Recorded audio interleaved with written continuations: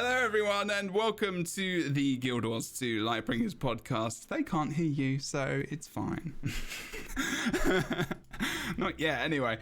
This is episode 13. We're talking about the finale, the judgment part of the Ice Brood saga, and we have some awesome guests here today. We're having fun just before we came on, hence why you can't hear them, because they're having way too much fun. But it is nice to see you all. If you're here live on Twitch, thank you very much for joining us. And if you're listening anywhere on Anchor, Spotify, Google thing, all the stuff, I don't know, space goes out to everywhere. I'm not going to say what I was going to say. I'm trying to keep it clean, okay? Clean this week. I've got the worst people on it for that to be the case. Okay, so I believe. That was the first word that came out of your mouth. Awesome. Epic. We have some amazing guests. We have Bird of Chess, Kroof, and Angry Zorric. Angry Zorric, who is not quite fully angry, but I would say on the edge sometimes. Edgy. Edgy. Ooh, edgy. Okay. Edging? Oh. Kroof! Literally! Kroof is not even 2 1 minutes minute. into this podcast. Now Kroof is the bad boy. Oh, God. Yeah. Bad. Slap yourself on the hand. Anyway, Right. this podcast, which is now X-rated, not clean at all. It's all good, people. I'm just trying to do something with this green screen to make it all look lovely as well. Okay. Today we have we're talking about the finale of the Guild Wars 2 Ice Brood saga. I'm trying to get my brain back into the show, okay? So if it takes a minute, you have to forgive me.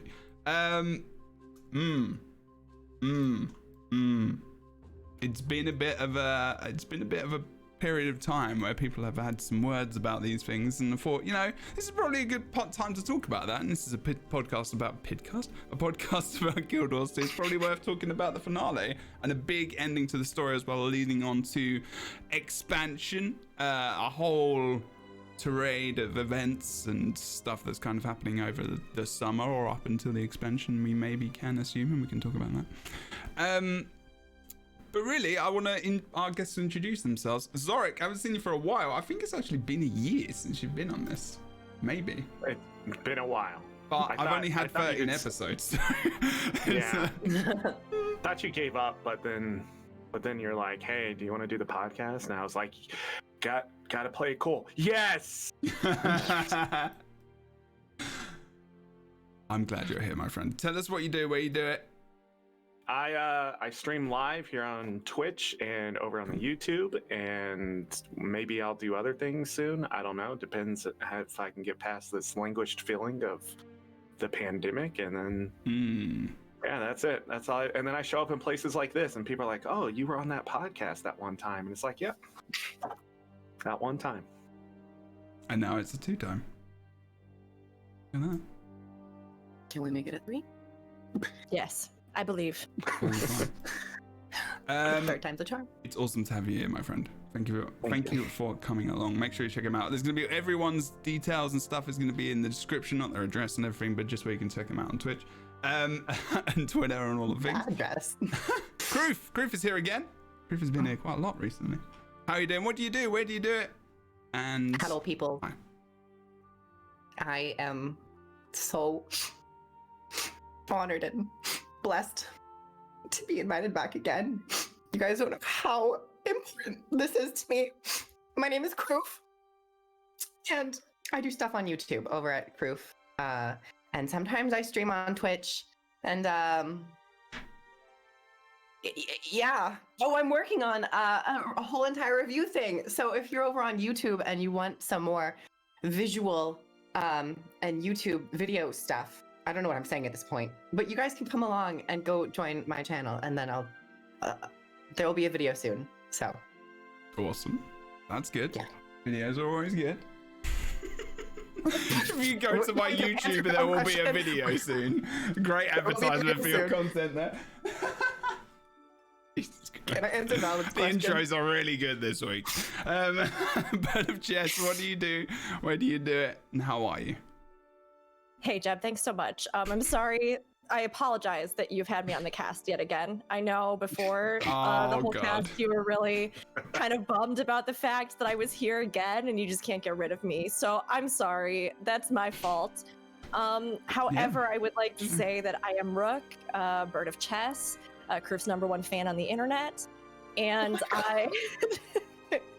I am a variety MMO broadcaster with a focus on Final Fantasy XIV and Guild Wars 2. You can find me usually streaming live 3 days a week over on twitch.tv Bird of Chess. I do the Aetheryte Radio Final Fantasy XIV podcast on Saturdays, and then I usually have a YouTube video that goes up over on YouTube Bird of Chess once a week or so. So that's sort of what I do where I'm at. I'm also part of the LGBTQI plus stream team Rainbow Arcade. And I am a big advocate for mental health and all that good stuff. So we're a big, diverse, welcoming community that's all about connecting and celebrating the games that we love, even if we do critiques and things like that too. So that was an intro, and then Kroof is like, I might have a video on YouTube soon. Keep the bar low. The bar is low because I will overcome it. Amazing. Let's get into it. Thank you very much, people, for joining me today. Muchly appreciated. It is, right, Judgment, the episode. I'm going to quickly show a cheeky little trailer for it, actually. And we will watch it. If you are at home and listening to this, you won't be able to watch it. You'll be able to hear it. It'll be an ASMR journey. Pretty much. Yeah. Welcome to this ASMR experience. Kroof, listen to the thing. This is my choice. Gonna start it again. You, be quiet. Welcome to this ASMR journey. Norn of prophecy. It's a bit. I'm getting bullied. I'm calling HR. Crack the fang of the serpent. Tell the commander, this is my choice. So that was like the end of the previous episode, and then we're like, boom. Ryland Steelcatcher. I know you. What A was born the, leader who's waited your whole life for a role worthy of your talents. A recounting of things. What did you all think about this when you first saw it? This trailer. Nice of you to clear out the trash for me, Commander. I mean, I was feeling pretty good, honestly, Yeah. coming off the last episode. I think out of everything that we'd gotten from the like finale chapters, that episode 3, to me felt like the most, oh gosh, stuff is like, it's really happening. Things are really starting. And I actually, for all the Bram haters out there, and I have not always loved the boy myself, but like, I did feel as though it was a really good culmination of a lot of his like themes and shortcomings. And I liked this moment where he had to set himself aside, but then also by doing that and like by finally letting go of this like belief that he had in who he should be, or like the legacy of his mother or the legacy of this prophecy, to instead just be like, I am myself and this is something I want to do of my own volition to protect the people I love. I loved that. So like with this teaser coming into it, I was feeling pretty good because I personally thought it was kind of a cool thing to see him use the spirits in this way and join with Primordius, but that was just me. Cool. Just, yeah. If you want to hear my thoughts, you can go over to my YouTube channel. I'm just kidding. That's the video we're talking about. Okay. Plug. Yeah. But watching the trailer, it was an interesting, I guess, first impression, because it was definitely one of those trailers where the bulk of it was mostly just looking back. And that's always like a bit of a weird feeling, or at least when you're being primed for a new episode, you're like, how much is there going to be in this episode? What's it going to be like? Because typically you want to see all the new stuff. But of course, because it was a finale, they kind of want to like look back, particularly at Bram and Ryland, because as we know now, that was the focus of this story beat. But overall, I thought it was an okay trailer, at least for summarizing what had happened, and it didn't really leave me feeling super wowed, but it was definitely interesting towards the end with the cinematic when Ryland and Bram begin to clash. I think that was like the highlight. You're like, ooh, something's gonna happen here. So overall, I would say it was an okay trailer. I liked it. It was cool. Zorric? Yeah. Yeah, I felt the same way. It was the ending that made me most interested. When it first popped up, I actually felt like it was coming pretty fast. Super Adventure Box kept me occupied for a bit there. So, like seeing the trailer and then like, oh yeah, this is it. This is the end. What else is going to happen? You know, because of past ending seasons and stuff. And here's the end of the saga, or at least what we believe is the end of the saga, because we don't even know what's coming next. So, but I just wondered what it all meant when you see that last part. They clash. Like, is this the end, or is this something that's going to be leading to some other beginning, like they've done in the past? And that's what I thought. And then when I played it, you know, we'll probably talk about that stuff. So, And then when I played it, To be continued. okay. Yes, there is a patch next week as well. Yes, indeed. Yeah, there's been a lot actually. So we had this patch, obviously, and I'll talk about my thoughts about the trailer. Sorry, before going on anywhere else, because that was the topic we were talking about. I thought it was good. I was excited about the fact that there was maybe not going to be another new map, and it might be, you know, this culmination, this big ending kind of finale, and like we're maybe going to find out like when's the next expansion come in, when's all this other stuff come in, and we had the roadmap recently, which is cool. So I think the combination of everything together was awesome. Then the trailer was kind of like, oh yeah, it's just another, you know, it's another Guild Wars 2 episode trailer, and you know, that's the thing that's happening. The real thing, I was just like, you know, is it going to be any cool skins? Are dwarfs going to be in there? That's the only two things I really care about. So You're I'm like, joking. skins and dwarfs, please. I'm hyped for the balance patch next week, because a lot of people are upset about this, and like it's normally PvP of World v Worlders, and normally I would say they are very wrong about the outcomes of patches, because a lot of people like to think they know everything about the game, and then when the patch comes out, it's either worse than they think or it's better than they think. They're never right, and I love it. So it's I'm always excited for the balance patches, because I don't think that. Do you like chaos? Do I like chaos? I do like chaos. You yeah. like chaos? Yeah. I thrive in chaos. That's why zombie apocalypse. You like not even watching the worried. community unravel? Yeah. Is it? Well, yeah. I mean, it's just exciting. Like, you know, mentally, it's like, you know, what do people think and say? And especially since, you know, the episode has come out, and I was playing through it, and I had wooden potatoes in my chat, and I started to go on this tirade of, you know, the value you get from Guild Wars 2 and it being free and all this kind of stuff. And we're going to talk about it as we go through the podcast. But it's going to be interesting. Wow, you've all got animals. Rook's got a cat. We've got a dog for Zorric. Kroof has got Myself. yourself. He had a lot of feelings about this final chapter. He had to come just, you know, wait a little bit. Yeah. So, sounds like Yes. good, he's settled. Everyone's voice is equally as valid, even if they can't communicate in verbal ways. Yeah, we'll just do some meowing for like the next 10 minutes or so, and I think we'll really have hit every point we needed to hit. That's So. true. Okay, so the story itself, we're going to talk about the story itself rather than the mechanics and everything else and the actual gameplay, because I think that it's important to try and potentially separate the two and then combine it all as we kind of get towards the end. And if I'm sighing, it's not because, you know, I didn't enjoy it, because I actually did. It's just because it's been a week for me, and like I'm just trying to take a break. You got the vaccine. Yeah, I had that yesterday. Yeah, and the procedure the day before that. So I was just like, oh yeah, I'll just do all the things in a row. Screw it. I've had a few days off streaming as well, so talking has not been a thing I've done much of over the past few days, but I'm good. Okay, so simple question. Zorric, did you enjoy the story? He's going to set it up for us. There you go. In a very general sense. I enjoyed the story. In fact, I was happy with the result. And it's so against what so many people said, but I was happy it was done.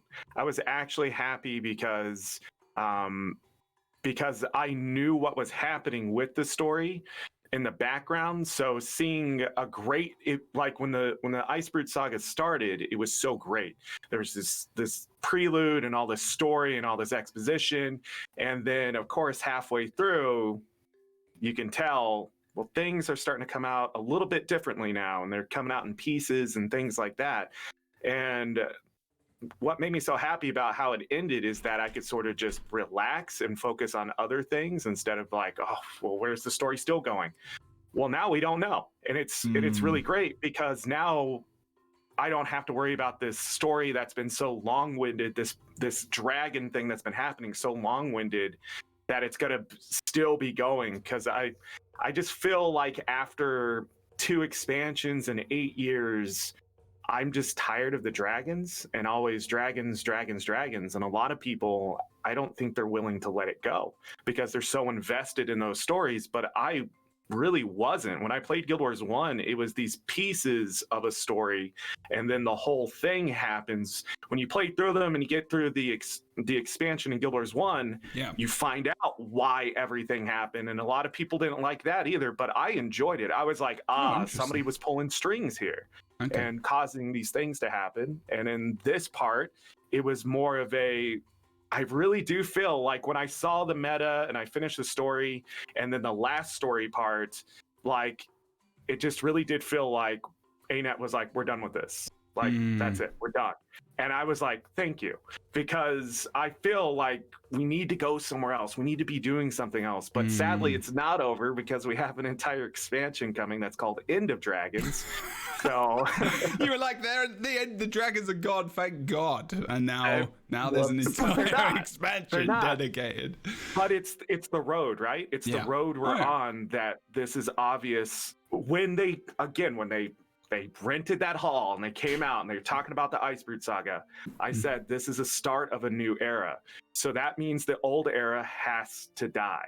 It has to end. It has to cease to be in relation to what we've been doing. And also, ANET has changed so much. There's so many different devs there now. There's so many different things going on in the company that it's just like you either start moving with the company and understanding that their vision is changing, or you don't, and you get this bitter, jaded feeling of why would you do this? But for me, when I saw it, I was like, yeah, this is ANET. This is what I now expect from them. And so playing through it and just seeing the story, I enjoyed it through and through because I was like, is this done? That's what I thought on the first story thing. And it was getting to the end and one was coming from one side. I'm like, is this done? Are we done? But then when they threw me in the next story step, I'm like, oh yeah, there's more to this. There is another step to this. What happens to the champions? So like just playing through the entire episode, even when I was like, okay, yes, ANET still does that thing where they throw that curveball at you and you're like, you're not done. You're not done. You got another step here. And that's what ANET's good at. And the ending, as predictable as the last half of this story was, we sort of knew it from the beginning, but I was still unsure going into it whether they were willing to let it just end that way. And seeing it just, I don't know, brought a smile to my face. And it was almost this weird kind of relief too. Like, I don't have to deal with these two entities anymore. I can focus on something new. And it's just, I don't know. And a lot of people, man, I said those things and they were just pushed back hard because they were like, Primordius forever. And right. I don't know. Interesting. I wasn't actually expecting you to say that. To be fair. Expectations. As critical as I am on ANET, in the last couple years, I had to take a step back and look at the company itself instead of just focusing on what they've been producing and why they've been producing it that way. Okay. It's more of a how come they're producing it this way. And it's the fact that the writers aren't there anymore. The game leads aren't there anymore. This game is evolving towards something that's more sustainable for them. And as much as I don't enjoy the combat and things like that anymore, I do enjoy the fact that I can see the end of the road for certain story parts that have just become very disjointed, convoluted. And this was one of them. This was almost 11 years coming to finally be like, okay, thank you, because they keep talking about it and just do anything at this point is how I felt. And it was an anxiety that's always sat with me since Guild Wars 1. Like the Great Destroyer and that entire event has sat with me for 8 years. And then season 3, they touched upon it. They had this like, oh, we're gonna tease you with this type of thing, and then finally, you know, because a lot of people forget that Path of Fire wasn't about dragons. It was about a god trying to take the dragon. Like it was just so frustrating, like just the story where it was going, and it's just like obviously you don't want to write about the dragons, and it's so good. And then I don't know, the Icebrood saga came, and I was like, here we go, full circle, we're coming back. But then again, this episode shows we're moving on, and it's like, oh yes.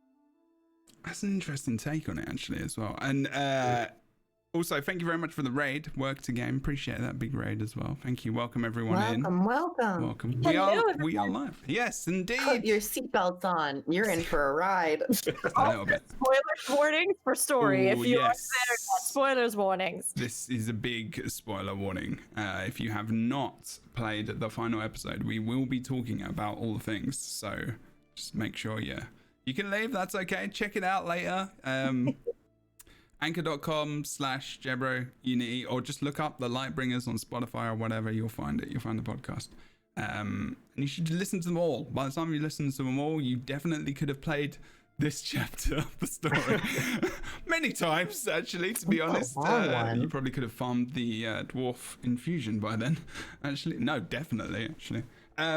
Yeah, so that was actually just going to summarize, Zorric, and you can tell me whether or not this is correct. But basically, you're happy that there's loads of stuff that's kind of ended, that's been looming for so long. And some of the character arcs and stuff that have kind of ended. And that, you know, your views change maybe on the expectations of what maybe ArenaNet are putting out and want to change and evolve as a company, and maybe staying in the past not so much. And not... Because I think that's a lot about what this was about for a lot of older players. Not in terms of age, but like in terms of, you know, playing Guild Wars original and the disappointment, and saying you're talking about this build up, this 8-year, I think Wood and Potatoes calls it 10-year story arc that's just been going on, and been wondering about what's happening, and you know, there was some disappointment there. But for newer players, you know, who came to the series later, like I played Guild Wars 2 beta, and I've been playing for, you know, 8 years or whatever it's been now.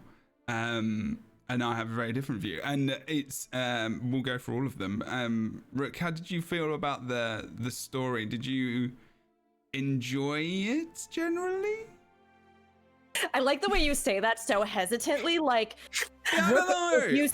if you like Zorric, say that you liked it. I'll be confused. No, I mean no, because I'm just not sure how people feel now, because Zorric, I wasn't expecting that. So You're welcome. I'm not wrench like, in things. not like I'm expecting you to like bash it, but I didn't expect you to say what you did. Yeah. But I'm, you know, that's good. I think, I mean, I agree with a lot of what you said, Zorric. I was actually surprised you said that you enjoyed it too, just because you're right. I heard so much immediate backlash, like even the day that I was playing it. So many strong opinions, even from players that I know to be fairly middle ground in like their analysis and appreciation of the game. This really seemed to be like a polarizing moment for a lot of people. And yet, while I was playing through it, I enjoyed it, you know, like I had fun. I thought that like what we got, especially here in this culmination, it was short, it was succinct, and I have further thoughts on that for sure. But overall, I actually loved the scale of it. I loved seeing these two huge entities. I loved seeing the champions. I loved that like interplay of the elements and that like epic fight and that final scene. That cutscene too, where they clash, was so good. Like to me, it really did. The music was also fantastic. I loved that as well, setting it, sort of bringing it home. To me, I really did love and enjoy that. Right now, do I think that like in the larger scope of things, there are some places that were pretty big failings with this particular Icebrood saga? Like, yes, I do. But I think a lot of that too is maybe balanced for me perspective-wise because of the timing and because of the demands, both in a pandemic, but also with an expansion release that are being put on ArenaNet right now that make it a little bit different from something like Season 4, for example. Like overall, I think Season 4 to me hung together better. The episodes felt more well-rounded. I felt like the story and narrative, and especially those last cutscenes, oh my god, it got me so good. Some of the twists and turns as well just felt like they had slightly more dramatic impetus to set them up. Whereas I do think that overall, like, the journey through the Icebird saga was a little bit different, and those chapters at the end were very small parcels. And I couldn't help but wonder how different the experience would have been if they'd even released them in 2 instead of 4, or like something like that where we got more of a hunk. Because it is one of those things where at the end I feel good, I feel satisfied. I do actually really like a lot of the things. I have critiques of plenty of other things. But I do agree that it felt a little bit short and a little bit jarring, especially like leading directly into a new expansion and for tying up such a huge beat like Jormag and Primordius. Of course, there's some part of me that a little bit is like, yes, I would have loved to see something that felt a little bit more distinctive to either of them as entities, or, you know, to have something there that feels like we really did get to take such a journey. And Jormag is so compelling and interesting that a lot of that more like nuanced, charismatic, that persuasion element, I really don't feel got served well here in the ending, per se. The ending, yeah, for sure. You know, I would have liked to see something more with us having to make more of a decision of like, is this entity actually something that can be reasoned with, as opposed to, again, just killing the dragons. So it's like, it's this weird mixed bag for me, because on one hand, I did enjoy it and I do like it, and I respect the direction that they've decided to take, because it was a choice and that was the choice that they went with. And I don't think it's out of nowhere, right? But at the same time, like, are there certain things that, yes, I think could have been better served if they'd had a little more time? Well-roundedness, the dwarves, I know we're going to talk about later, Jeb, but that's a whole thing for me. It's like, yeah, I do. But I do think that what we got here, and especially for me, what's shown was the writing in that last scene with Krisha. Like, that got me. And the voice acting. And like, there were some moments there at the very end that I think were so strongly done. Ritlock, when he holds him. Oh my God. Like, those were really, really good beats to me. So overall, I enjoy it. I don't think that it's because they are sloppy or they don't care, that the writing is terrible or that the quality of the game is abysmal. I just think that there were maybe some spots where things fell through the cracks, for sure. Overall, I still enjoyed it a lot and I really liked it, and I'm excited to go back through it all. But do I feel like, yes, there are maybe some discussions to be had? For sure. I think there were also some really spectacular moments though as well. I mean, I think, you know, well done. That was very well put together in just one string of 4. Very good. Yeah, I think, yeah, that's the thing, isn't it? So just kind of round up on on what you're saying. You're saying generally you enjoyed it, but there are issues with the story. There are plot holes. There are parts that are missing. Maybe I think Valen said it in chat as well. You know, my reaction to their reaction depends on you know, what happens in the future, for example, because there's still things in the air. And like you say, you know, the dwarves, that's kind of an element of that as well, I think, for me specifically, because I have a weird obsession with this race of awesome people. And that especially that, and someone else said it in the chat as well, you know, that part with Ryland and Ritlock and Krisha and was, you know, one of the best parts of it. It was well done. And I think that highlights how, you know, they are good at telling a story when they know the focus and they know where they want to go with it.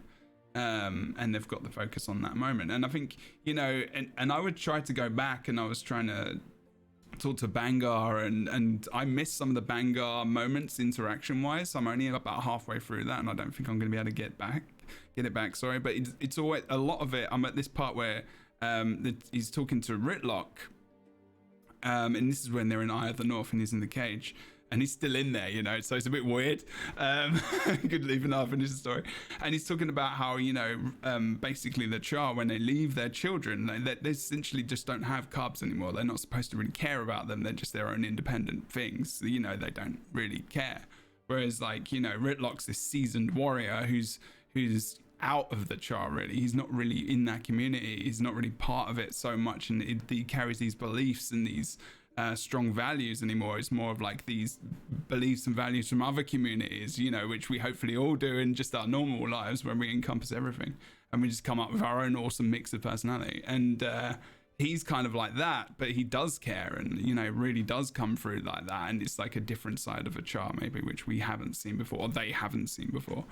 Especially, I was just going to say, if you haven't read from season 4, the Ritlock short story, I think that's what really also gave me so much context on that moment. And like, you can still, I think, get a lot from that moment in general, but like, if anybody hasn't seen it, when they were doing this sort of finale towards season 4, they released these short stories. Kaith's is another one that I think really shines.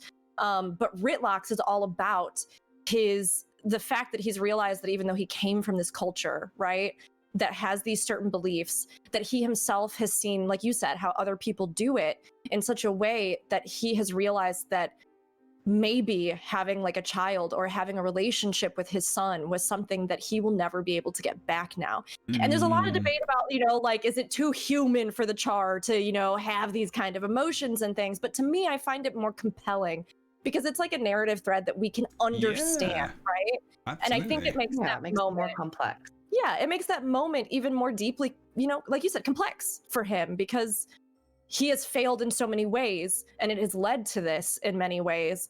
But his love is still undiminished. And the first and only time he really holds him as his son is when he's dying, which is like the worst emotionally in my heart.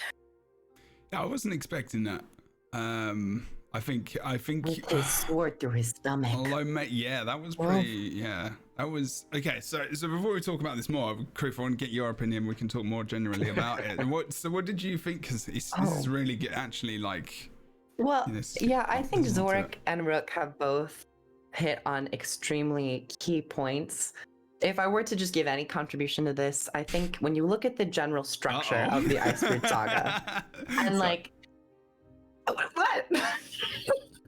When you look at the general structure of like the Icebrood Saga and something like a Freytag triangle, you have the introduction, the rising action, the climax, the falling action, and the denouement, or like the resolution and all that stuff. And I think ultimately, in a general sense, Icebrood Saga succeeds.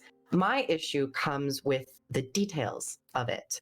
I think they tried to juggle 3 storylines within a 6-episode window, with the Norn, with the Char and their conflict, and then with such a big conflict that we've come to know with Primordus and Jormag. It started with Jormag, and then they eventually introduced Primordus, which I also think and it was might have 4 been episode, a really big... right? Well, if you count like the prologue, the prologue, and then the 1 through 5 episodes, if you count all of those, 6 episodes. But I think I will say overall, I found this season to be more so middle of the road for me. It definitely wasn't, in my opinion, the worst, but I don't think it was necessarily the best. I think season 4 of The Living World was kind of more on my high end of ranking, because I felt like it was really well executed in a timely manner, and they had some really great cinematic pieces and really brought things together. But I think the Icebrood Saga tends to kind of taper off after, I think, No Quarter. I think No Quarter, that episode in particular with the Char battles, that was the final episode where I really, really saw how the living world can shine. And I was really intrigued by the story. I still held on, but I think after that, considering the timing of the world events with the pandemic and their focus on the expansion, I think after that episode, you could really start to see things kind of slip a little bit.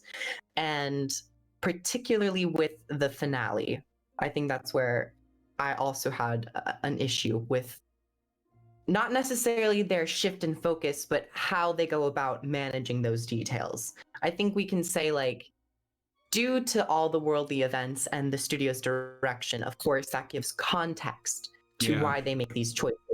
But in the end, these are still choices that they make. And the narrative, in terms of designing it, these are choices that they have made. And I think it's still up for critique, and I just generally felt a little underwhelmed by the ending. I think that's a fair point. I think there's one thing that I think I think different companies have different ways of dealing with, you know, events that happen in our lives, right? You know, the companies work very differently. Some more, you know, have independent story writers that are very, you know, maybe aren't that collaborative and can just put something together which works. I think ArenaNet are a very collaborative family of people who need to bounce off each other in person to really produce the best quality of stuff. I just feel like that's probably, and I think that's a credit, but also unfortunately in this pandemic, I think it might be, you know, something which has obviously been quite a big issue, and it's a big issue for so many people. But we have seen many games and many MMOs and stuff come out with content which has been flawless and has actually been completely fine. And not many people have an issue with it. So I think it's just how people work in these situations, but also, you know, how maybe ArenaNet have worked in the past, and what Zorric said before is very relevant, you know, and leading up to this moment. But so the pandemic thing, we always talk about, you know, as an excuse and everything else. And I'm just like, well, everyone else has been dealing with this. So how have these other companies dealt with it? And I think there's a lot of lessons to learn for everyone. But it is, I wanted to say though, it is interesting because, you know, Jeb, I know you play a lot of other MMOs and things as well too. But the vast majority of them actually were more affected initially than ArenaNet was. Or at the very least, we're much slower to get things together, you know? Huge gaps in content release, months of delay.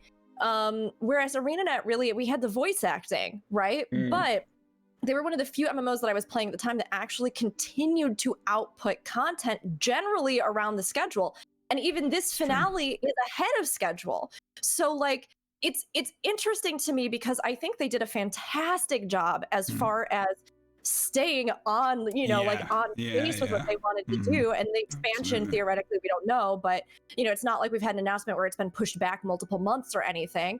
But I do agree in that I think, like Kroof, like you were saying, I think it shows in areas, and I do think that there are some spots where maybe it could have been handled a little bit better with how they were going to construct things and bring things home here. You know, it's interesting, and we'll never know unless you're in the studio how it truly affected everybody and to what extent. This is true. Well, actually, funnily enough, I had Bobby Stein in my raid on Saturday, who we got to ask a few questions. So I had, like, answers wise, like I actually asked him, you know, how do you, like, on stream, like, you know, with the story and all the kind of feedback you're having, and kind of mentioned with the potatoes and other people, you know, he was saying, you know, they're very open to how people feel, you know, so that's how we get better at what we do. Like, we're not always gonna be able to tell the perfect story that everyone wants to hear, and having this feedback is awesome to have. It's very positive about it.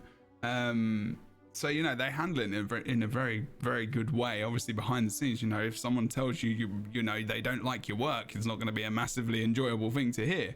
But, you know, I think he's very good at what he does, and he knows what feedback is, and that's and like they can action that and maybe hopefully work with that in the future. But I think generally, and I'll talk about my own feelings about it. You know, I really like the Ryland bit at the end. You know, like Berdashesh said.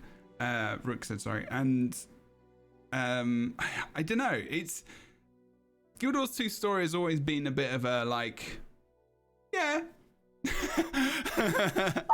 enjoy it. It's okay. I'm not, like, you know, massively hyped for it or anything. I think, you know, Guild Wars 2 is more of the combat and everything else for me, but there are definitely parts of the story which I can connect to. I enjoy the amount of story there is in terms of, you know, relation to content elsewhere in the game. I don't have to spend hours upon hours in cutscenes and just, like, reading text and everything. Like, if I compare it to Final Fantasy, like, I mean, I know this Final Fantasy 14 story is awesome, but there's a lot to read. And, like, sometimes I like to have that combat. I like to have the things going on in the background. You know, I like that kind of live action. You're walking through, people are talking while you're doing stuff. I like that they do that, and they do it very well. And this was short, and actually this was my favorite thing they've released for a long time. In all honesty, I really enjoyed it, and I was like, it was short and sweet, and I was just like, cool. I had no expectations of from Guild Wars. Of what was going on. I think, you know, the only problem I had was comparing and we'll talk about mechanics and fights and everything, but the epicness of the story in comparison to what else you've done in the past, like Zorric and you know, the Mouth of Mordremoth and stuff like this, where, you know, Angry Zorric is rubbing his hand, and that's where I start to think about, you know, how good could this have been, and you know how much, you know, yeah, exactly, how good could this have been? Even though you enjoyed it very much so, it could have been a lot better. And maybe you have got to a point now where you expect not to be surprised and about how awesome this could be. Does that make any sense, the way I said that? I feel bad saying that as well, but it's like maybe my expectations have been dropped to a point where, you know, I'm not expecting too much from the A Living World episodes, and maybe I expect a lot more from the expansion, and a lot of that has to do with money and actually paying for things, because I'm a strong believer in, like, you know, this is a very thing that we get to have when we log in each week, and it's an addition to the game, and okay, we can definitely be critical about it and it should always be good. Everyone else charges for this stuff in one way, shape, or form, whether or not it's a subscription, whether or not you are paying for the expansion, whether or not you had to pay for the extra story. You know, Elder Scrolls Online has ESO Plus. You can play all the DLCs for free. You still have to pay that. If you do not pay that, you have to pay for the DLC, and that's like $30-40. If you are playing World of Warcraft, sure, you don't pay for the extra updates, but you pay a sub. You're still paying $16.50 a month. In America, you know, Final Fantasy 14, you're paying for a sub. If you're past that part of the story, which is free, then you're paying for that. And in most games, you're doing the same. And it doesn't necessarily mean that it shouldn't be good. And that's not what I'm saying. The expectation is, you know, if it's free, it's, you know, it should be. Take it or leave it. Jeb, it's so fair though, right? Like, honestly, I talk all the time about how low the cost is for Guild Wars 2. It's a huge reason that a lot of people I even know pick it up or are able to even play it when they can't play other subscription-based games. But even with that, right, I hadn't necessarily really thought to myself, like, okay, so right now with this finale, this living season, I know that they have a limited team. I know that they have limited resources. So all of that was playing in my mind, but I wasn't necessarily thinking about the financial decision of, like, right now, do we focus on making this expansion a huge thing because we are going to get big like the only revenue from the sales of this? Or do we devote our time sort of equally to something like the finale of the Icebird saga? Yeah. It's tough because, like, I do think, yes, you want to generate and continue to, like, push that hype forward. You want to give your, you know, long-standing players something to do. You want new players who are coming in now to even, like, enjoy the story beats that lead up to the expansion.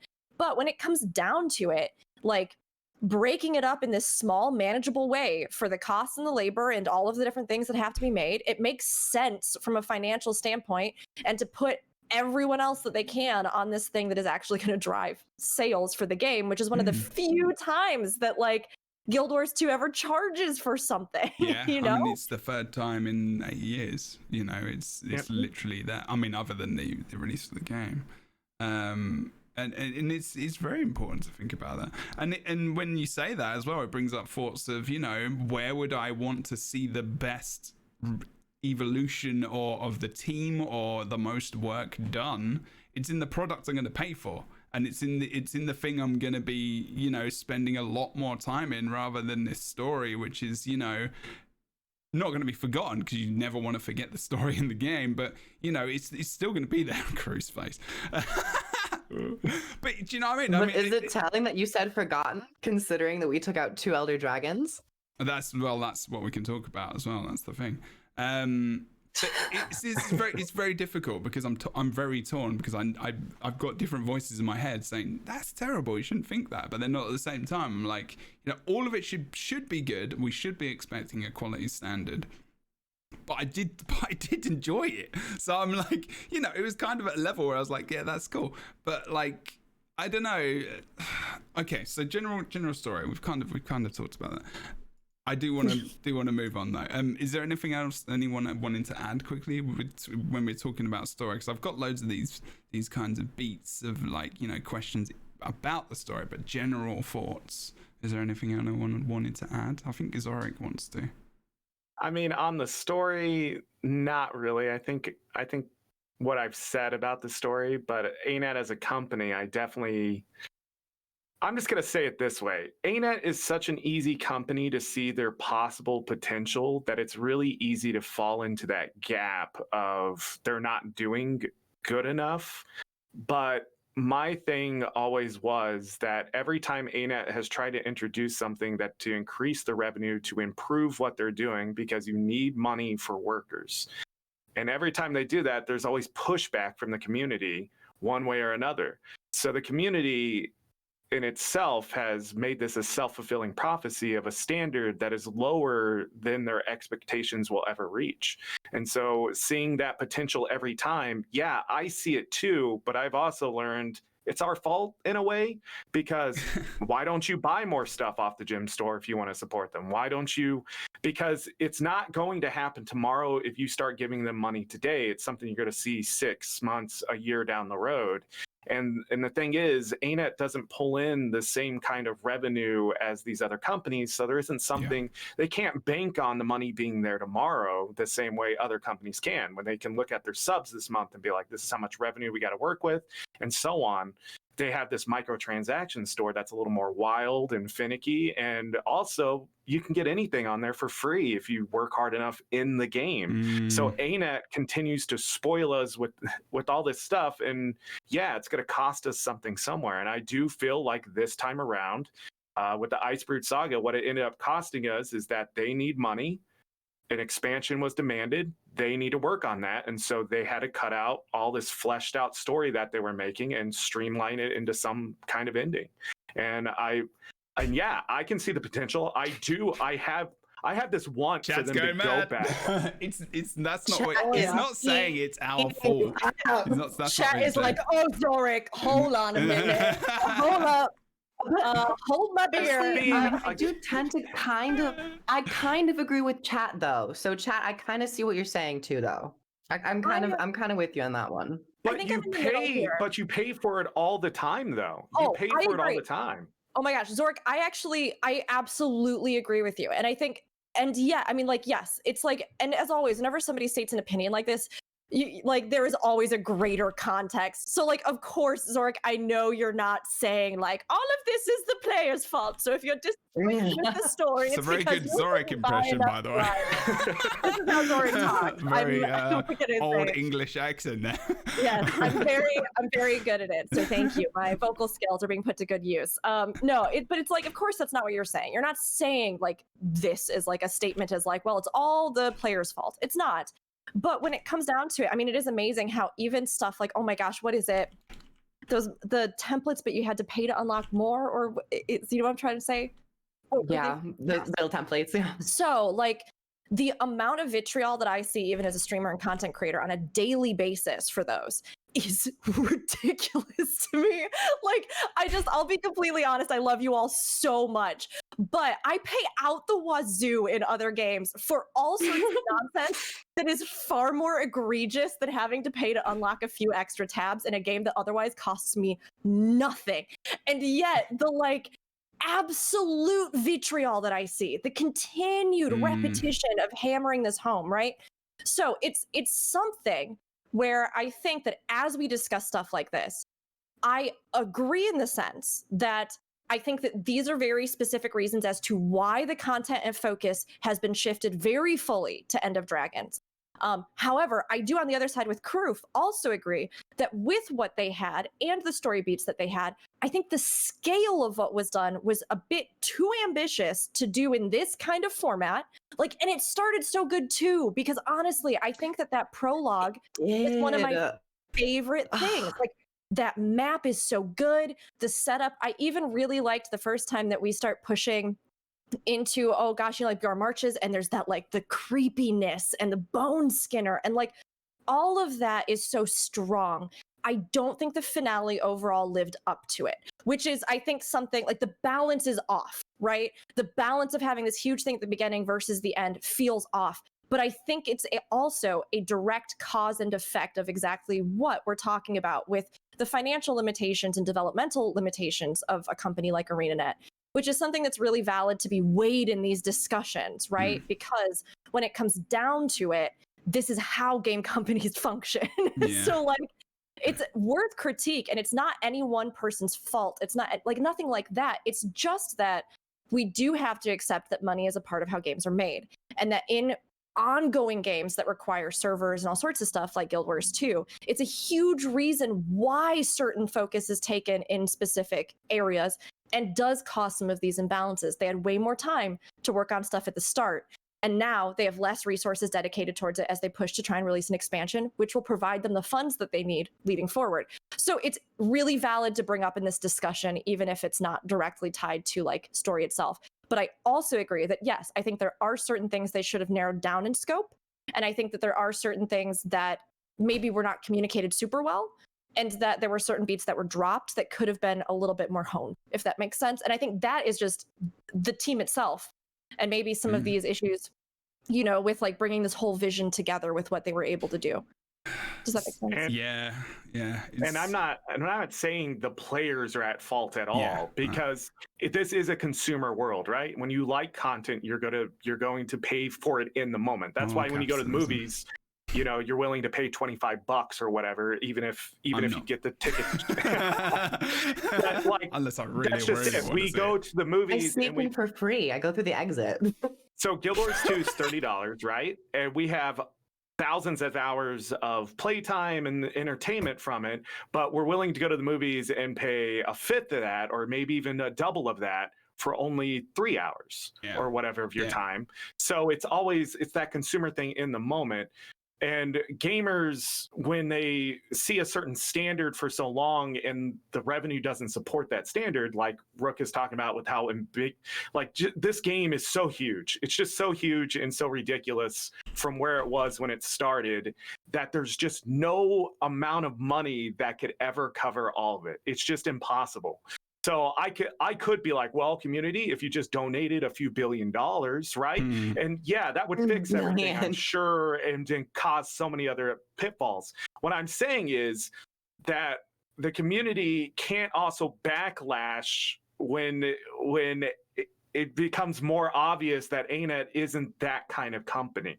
Like, so, man, Rook says it so much better than me every time. But my thing is that when we got to the end of the Icebrute saga, it was fairly obvious that either NCSoft wants more money or they're running out of money. Either way, it doesn't matter. And yeah, if they had a sub, if they had something, we may have got a much different result at the end of the day. But it's going to fall flat when the revenue falls flat. And that's what happened here. That's truly what I feel like happening. But at the same time, I agree with Rook 100%. By ending this stuff now, it gives them a chance to create what they can create that isn't so ambiguous and where's all these threads going type of thing. Are we making a sweater? Are we making pants? We don't know. And that's just it. That's been the entire game. The potential is all over the place. If ANET can narrow it down, we don't have to worry about imbalances and things like that because it's streamlined. They know what they're doing. They're focused finally. I feel like as a company, the Icebrute saga was this great focus. They were going to put the resources in this storytelling. And then obviously that fell away. But that's the how come. How come this didn't end up being better? And yeah, it's obvious that the expansion is more important. The expansion is going to stay that way. But at the same time, to say the way if you played through the entire Icebrute saga, that there isn't hours of entertainment with a good story. It's not the greatest thing in all the places, but there are moments where you're invested, where you're like, yes, what's going to happen from here? And then seeing the ending with Ryland, you're just like, wow, that was just solid. Like, again, but that's what ANET is. They have all this potential to be like that all the time, but it's just not possible with what they have. Their tools aren't as great or can't be funded for the same way. I think, I'm not But Yeah. again, Yeah. the community isn't at fault. We are going to consume things the way we consume it. Yeah. But as for me, I'm on this enlightened journey that devs are people, and they too have to go take a dump. It's like they don't always have time to focus on that one part of the story. They'll forget. They have to keep moving with the different part, whatever happens, or they come in and the boss today tells them this is what you're working on. You have to stop the other thing, and that just sucks for them, because I'm sure some of them get really invested in that part of the story, and that's why it's so good. Right. But then that's why it fades away, because they've been told you can't work on that anymore or whatever. They just don't have time for it anymore. But I will say this, ANET in the last about year and a half has given us more quality of life things we've asked for and brought back the things we've asked for than any other time. So it's almost like ANET understands, yes, we're not going to give you that standard, expansion level quality, but we're going to start giving you that other stuff that makes it just a little bit better. And hopefully we can inch towards something that's higher. That's why I always say it's a better game for new players than veterans, because them coming in, they get all these awesome tools and stuff that we had to sit through and grudge through the grime and get to this point where, there's just this feeling of, you let me down again. But when you're a new player, you never get that feeling, because you get to watch the entire series.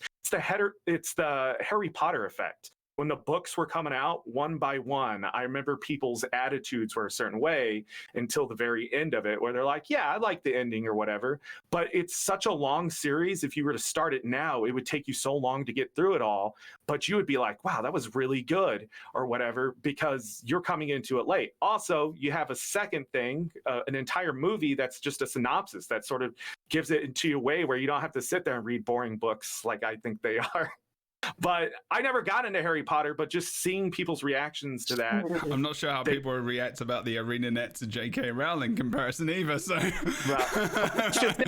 we've had those moments, have we not?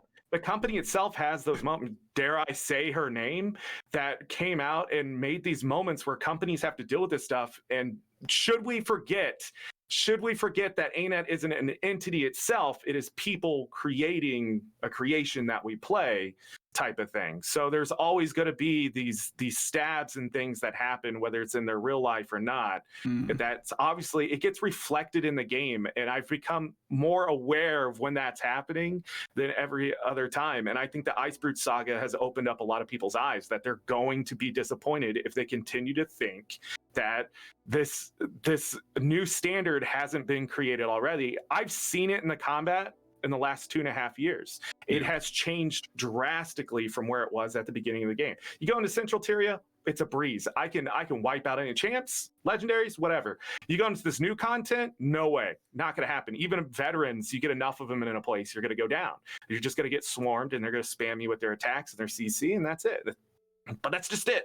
The story is the same way. You get these great moments of yes and things, but it's not like it was in Living Story, where you have to consume it now. Living Story Season 1 sort of spoiled the veterans there, that we get this and nobody else does if they're not there. And then we get into the Icebrood saga, and it's chunks. It's little pieces that aren't even fitting together yet. And now that it's done, if you go back and play, it's a lot of story, a lot of content, a lot of things you have to read and work through. And it's just, I don't know. 8 years it took to us to get to this point, and just again, when I got to the end and saw the dragons do what they do, it's a relief. It's like ANET is trying to get this somewhere else. And is it a relief for the narrative in itself, or is it a relief because we are tired of it?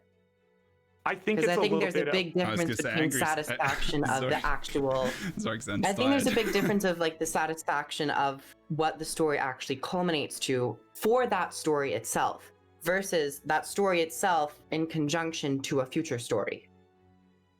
Yeah, I think that's a really astute point, Yeah. Kroof, and you sort of dropped the microphone with that. So I'll pick it up and dust it off. And no, I mean, I think it's fair, because when I do think about it, the emotional high points of this moment for me, I mean, one, it is always cool to see big dragons just hitting each other, or hitting you, or hitting everything and each other. Like, Just slamming together. Look, Yes, I love the dragons. I am not tired of dragons because I cannot get tired of them. They are one of my favorite things in fantasy. Arena's one of my like I love them. I grew up on the Dragon Riders of Pern series. Like I love dragons.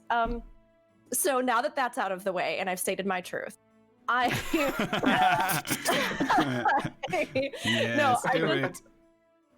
do think that if we are dissecting this from a narrative standpoint, right, that what we have as a culmination is fantastic in the interpersonal relationships between really like here, Ritlock, Cretia, Rylan.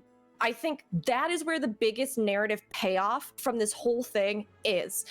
I do not necessarily think that the culmination that we got with Jormag and Primordius is a direct reflection of, like you said, relief of their stories truly being culminated, right? Because with that, we have different details that didn't get used. So on Primordius's side, we have this will they, won't they kind of ambiguity, right? These malicious things that they've done to the Coden. The Norn's homeland, which never really gets addressed in the way that I would have loved it to be addressed. Like the spirits, which does get addressed. We have all these things about Primordius that are, I would say, the tension, right? The tension that creates the sort of movement with this character towards what would be a resolution for them, right? So with a deception character, maybe the relief in that then is having their lies come out into the light, which we do kind of get in that episode where we realize that Jormag is truly against us. But again, do I think that that narrative beat is the most compelling and interesting thing that they could have done with an ambiguous character like Jormag? No! Like, I think there's a lot that could have been done with Jormag. Jormag is compelling and fascinating, and I love it. Yeah. On the other side, you have Primordius, whose great like tension in the world is that Primordius, was a threat we have already faced, that an entire race sacrificed themselves to try and combat the dwarves. And this is one of my biggest failings in this whole arc, I think, the dwarves, because to me, I've waited for years to see, like, I don't know every single bit of context. I haven't played through all of Eye of the North, and I know that a huge amount of stuff really pertains there, right? But for me as a player that played through Guild Wars 2 first, I have had this thread of the dwarves, and you get these like fragments, and I was like, what happened to all of them? Where did they go? When did they come? But they have to come back, right? Because if they're in stone, but they can still talk, they'll come back someday. They're a playable race in the expansion. Yeah. I was so excited because the dwarves to me have always been like a Chekhov's gun in the sense that they're like, well, we're still here and we did this thing. And it's like, okay, well then when are they gonna come back? And so when they came back, but we didn't even have a cutscene talking to them about like, where you been, how it been down there, tell me about your struggles. Like, I was so, that was one of the biggest, everything else aside, that was one of the biggest missteps for me. So if we're talking again about the payoff of these two entities, Primordius, Jormag, right? With Primordius, the dwarves to me would have been a huge catharsis with that, where we got some really cool stuff. We got, if you did that optional memory pool journey, I loved that. I thought that was super cool. We got some stuff that was so good this season. Really, don't let go of it. It was so good. Those optional journals you can collect, realizing, ahead of time that all this stuff was happening with the dwarves, even sort of stirring an awakening. But we didn't get the payoff for that. And I think in that sense, this final clash is not a catharsis for these two entities, because the specific things that have created their tension were not used as a resolution, if that makes sense. So, huge narrative journey, breakdown, coming to a closure here. That I think, Kroof, you hit the nail on the head with it, right? But when it comes to the actual themes represented in Bram and Ryland, that I think was a really big success in a lot of ways. I think they both took very, very distinctive journeys that I could relate to. And in that final moment to have this fissure, and I'll talk about that later, like the actual breakdown of some of those beats, like I think that was really where we got the catharsis.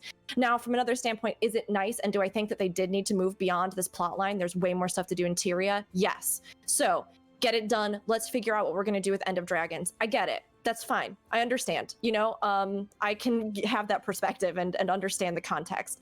But I do agree that I think they did not provide a catharsis through story for those two dragons specifically, if that makes sense.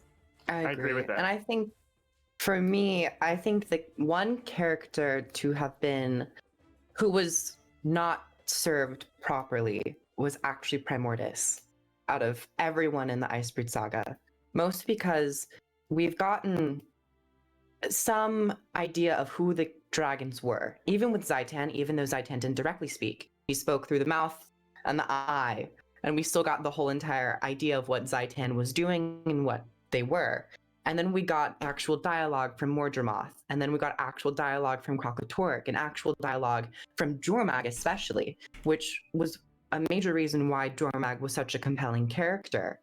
But to have introduced Primordus halfway through, more so towards the end of the season, we never even got to dissect Primordus as a character. We never got any thoughts about them, what their goals were. We got a lot about Jormag, but they kind of just popped Primordus in, didn't give them a voice in any way, and then killed them off. So I think Primordus was the least served in terms of the entire pantheon of dragons. Okay, right. I agree to a point, because Primordus has been the one dragon that's been around the longest. We saw him all the way in Guild Wars 1. We saw his destroyers, but we didn't get an answer to what kind of dragon he was. Even Zaitan didn't go around talking to us. He didn't mock us openly. He was just consuming magic. And so it's the type of dragon we're up against. Krakatork even was going insane towards the end of his journey. So at one point, Krakatork was willing to speak and talk. And then by the time we got to him, we couldn't even speak to him until we're inside of Krakatork. So I think Primordus either had that kind of issue going on, or has always just been what the story says. Primordus is a wildfire that's out of control, and Jormag is the icicle that sticks you. And so therefore, Jormag actually needed a story before Jormag went out the door, so you understand the two opposite sides. One is using all their intelligence against you, and the other one's using brute force. And Primordus has been changing the landscape for a long time, because back in Ember Bay, we get to see the dwarf that's there, that just ahead. But it's still, we get that beginning of Primordus's journey of there's something going on in this volcano, there's things going on, and then we get the Ring of Fire. We get to see even more, and we even get, when we're fighting Balthazar, Primordus is right there waking up. And without us beating that situation, Primordus would have woke up then, and so would have Jormag, but they both again got knocked out for a bit. And so Primordus's story, it didn't just end in Guild Wars 1, it didn't just end here in the Icebreed Saga in the same sense. We've seen a lot of Primordus's effect in Tyria, but the only ending was when Jormag woke up. And I really do feel like Jormag could have been such a great villain, but Anet didn't have the time to write out everything.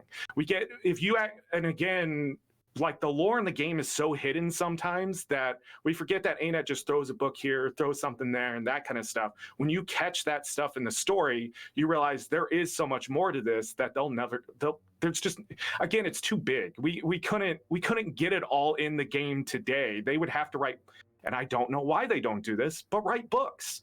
Write the books. So we gamers, when we do have downtime or don't feel like playing the game, we can see the stuff we're missing. I think that's important. And in this case, with Jormag dying and Primordus dying, I do feel like that felt flat, but at the same time, it was excellent the way they did it. It's just that's it. Like, that's it for these two dragons. Zaitan, had this entire game getting to his point, but again, Zaitan wasn't special at all. We ended up just pressing one key until Zaitan finally fell into the water. And so Mordremoth, when they introduced him, I was like, this is a direction for a dragon. This dragon is taunting us. This dragon knows things we don't know and is going to use it against us. So I was hoping Jormag was going to be something greater than that, and Primordus was going to try to prove that it doesn't matter how smart you are. I'm just going to bash you into the ground. But we have Aurene. And Aurene is that dragon. Man, it's so frustrating because, I don't know. Can we talk about the champion thing? Can we talk about the champion thing? I mean, are we there yet? I mean, yeah. let's just kind of gather our thoughts here, because we've been talking for a while about many different things, and I feel like I need to get us on some kind of track. But I think we can talk about all things. We can definitely do that. We've been going for over an hour as well, so I'm very conscious that we haven't talked about much else other than just the story, even though it is important. Like, this is the main thing that everyone is very interested in, because I don't know, because the actual mechanics and everything else was important. I think there is definitely those major plot holes that were missing. You know, dwarves. Primordus was, you know, this dragon who was fighting all of these races, doing all this stuff, and now what are they doing? Where are they? What, are we going to see him again? Questions that could be answered in the expansion. There's loads of content coming out. All the past stuff that's gone on in the game that's still there, like, how is this is it gonna change? Is it gonna be affected? Obviously there's still people playing through the content. That can't be a thing in the core game, so that's gonna be another thing. Jormag is gone. We, you know, again, you know, I've seen people in chat saying, you know, how do we definitely know this is a thing? And we haven't even talked about the major end bit, which we haven't even talked about yet, and maybe people aren't even aware of. And I'm going to pull a screenshot out in a second. We can talk about that, because there is another ending to this story as well, when the dragons are actually killed, whatever they are, because all we see is the screen go white. We don't actually see anything else, because we feel that maybe their energy is going toward Camphor. And this is like one of the ideas, I guess, that people have. I'm trying to find the screenshot while I'm talking. But yeah, so one of the things that was done very, very well, cinematics were very awesome, and that's part of the storytelling, right? So you've obviously got text, you've got audio, you've got imagery, and then you've got, you know, cinematics, these awesome scenes. And that scene, like, I'm going to pull some screenshots out here, so if you're one of the guests, you might want to have a quick look at the screen. But this whole section at the end was amazing. It was absolutely wicked. Like, I was like, my mouth was open. I was like, this is flipping cool.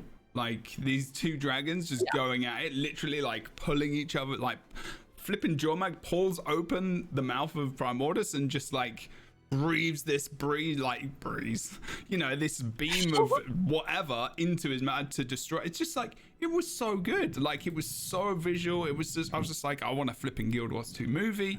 Let's do this. And it was just so good.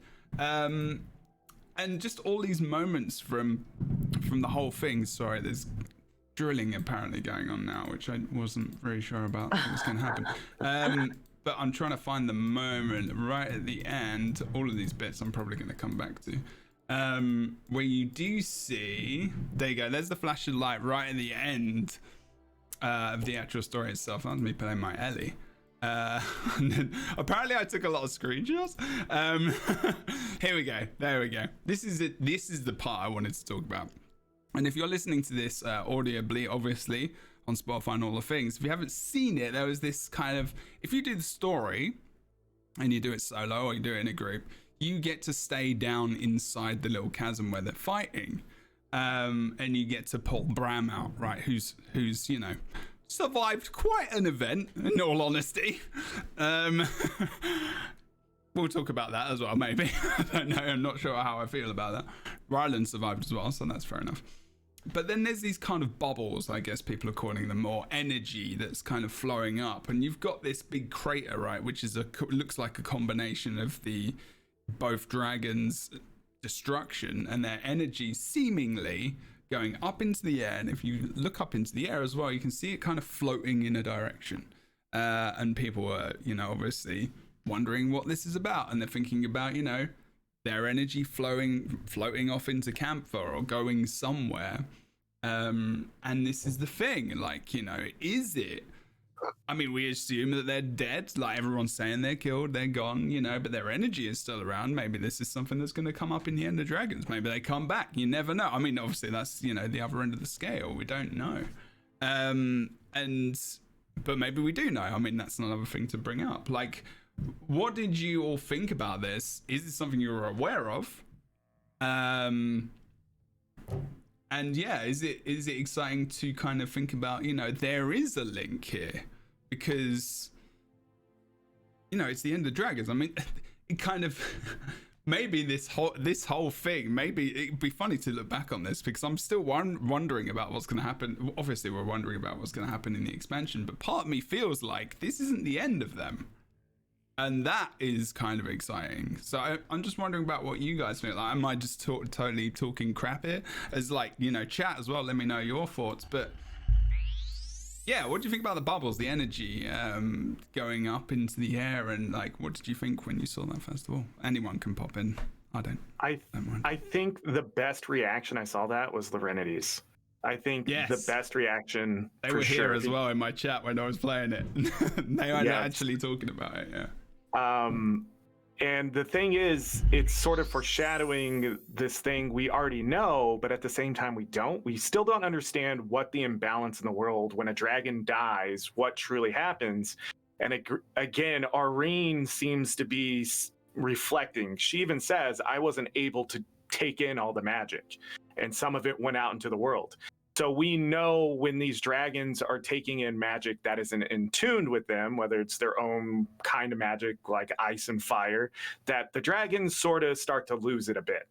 This magic is sort of chaos to them, and Kalkatorrik is the prime example. So as Mordremoth started taking more Zaitan's energy and things, we got to see that Mordremoth started experimenting on other races and started to pull in new creatures, and death stuff started to appear. And then as we went into season 3, which is my favorite season because it tells us so much about Tyria, like just how messed up of a world it is that the fact, and season 2, our character goes through a lot of crap, and in season 3, we start to learn why this stuff is starting to snowball. And it's because, well, big giant forces of nature have come awake, and these energies have been put out in the world, and they want it back.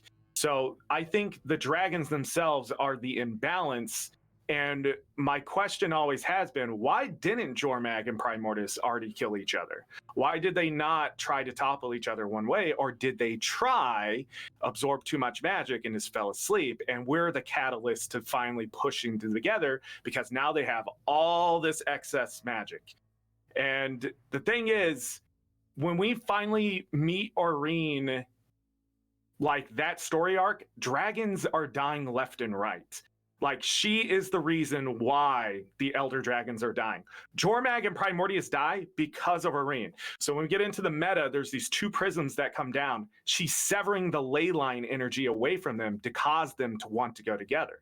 That's the story. But she doesn't even understand where does the magic go, right? She understands corruption. She understands how to get rid of the corruption. She understands ley lines. But she's young. She doesn't understand, well, why would they want to fight each other? Why wouldn't you just stay in your corners, stay away from each other, and live forever and create these huge armies? Why did Primordius have to travel 3/4 the way across Tyria just to fight Jormag and try to win? What was the difference now? We don't have those answers. And that's what's so great. So seeing these bubbles go up in the air is saying, the expansion's going to explain this to you. The story will be explained to you. We just haven't found the mother of all dragons, right? The Game of Thrones moment where she's like, I have dragons, right? And just explodes the army type of thing. We're getting to that point. We're getting to the point where we're hitting a climax of what these creatures actually are. And what if they're just not even dragons in the first place? It's Tyria itself, and this is how Tyria works. And we decided to go in there and do what humans do, even in reality, destroy the world. We like to just take things that we shouldn't have, build them up, and let's let things happen. And over time, bad things begin to happen. And then I'm getting way ahead here. I'm so sorry. But that's what makes me think that the gods are more involved than we think they are, because throughout all of this, they just left, right? When the dragons all started waking up, they're like, we're out. Have nothing to do with this. But I think they do. I think we're going to see more about the gods coming up and what Aurene is to them and all that kind of stuff, only because the moment we met Aurene, we have seen the beginning of the end of these things. She, every moment, was training us into the champion for her. just like Mordremoth took Traherne to take over his place should he die. So every dragon has champions. Now seeing Jormag and Primordius die, but their champions not die with them, the question will be, is that energy living on? Did they not die because that's not how energy works in Tyria type of thing? And I can't really explain that, but every dragon has had a champion, as far as I know, except for Zaitan, the youngest one, the smallest one, the one that seemed to not be getting their stuff together as fast as everyone else, because Or itself was where the humans were. And so the question is, where was Zaitan? In Ara, but where was all the undead? Has this always been a thing? And there's just so much story stuff with the dragons that we need a dragon podcast. Good noise. That's the problem here. We need a dragon podcast. Yeah, that's the thing. They're forces of nature, I think, and going into the end of dragons, I think that's just it. They're not like the gods or the spirits. There isn't something that just manifests. They're just entities that take on forms for that time. And what we've seen is that even Jormag is like, I don't want to be this anymore. Because when you first start talking to Jormag and hearing the whispers, Jormag is like, I don't want to be locked in this. I want to become more like Aurene. I want to be something new. And that's just it. That exposition right there tells you so much that Aurene isn't an elder dragon. Aurene is something new, something the world has never seen. But we helped create that, and it helped create our character. Our character is connected. Our character is important. And we see it in the meta battle the entire time. And I don't think people realize it. Aurene is talking to you the entire time, asking not to tell you what to do, but asking for help. Help me figure this out, right? And we get to the ending of that battle, and when she finally severs it, she can't do it alone. She needs us. She needs the people of Tyria to help her. So therefore, she can't possibly be an elder dragon because she's not going to die at our hands. And the other dragons had no interest in killing her after Calcatoric. Calcatoric was more like, this is my brood, and I want to eat you because you're going to cause me problems. That was it. Mordremoth even knew that Aurene was there, but wasn't exactly trying to get rid of Aurene. It was Mordremoth was trying to take the egg of Aurene. Because corrupt that dragon, and I got a dragon, right? There's so much story here. It's ridiculous just how Anet just sort of sneaks it in there and sprinkles on a little bit of this and says, oh, pretty dragon. But she's not. She is a destructive force herself. She can sever ley lines. Get out of here. Like, that's huge. Well, I definitely think that that's one of the big things. There's been a lot of discussion about, especially with this, arc here with Icebrood Saga. Why was Aurene so disconnected from it? I think there's a lot of reasons. The most fundamental just being that we had an entire season about her previously.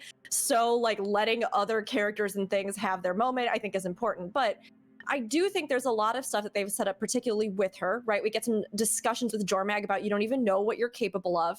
What else can crystals do? They can reflect, they can refract, they can all these different things, which I think are going to be really crucial. I was a little surprised that we didn't see the payoff of that in this. I thought there was going to be something where when we had this final confrontation, rather than her severing ley lines, she was like, I will reflect the energies back into the world or something, right?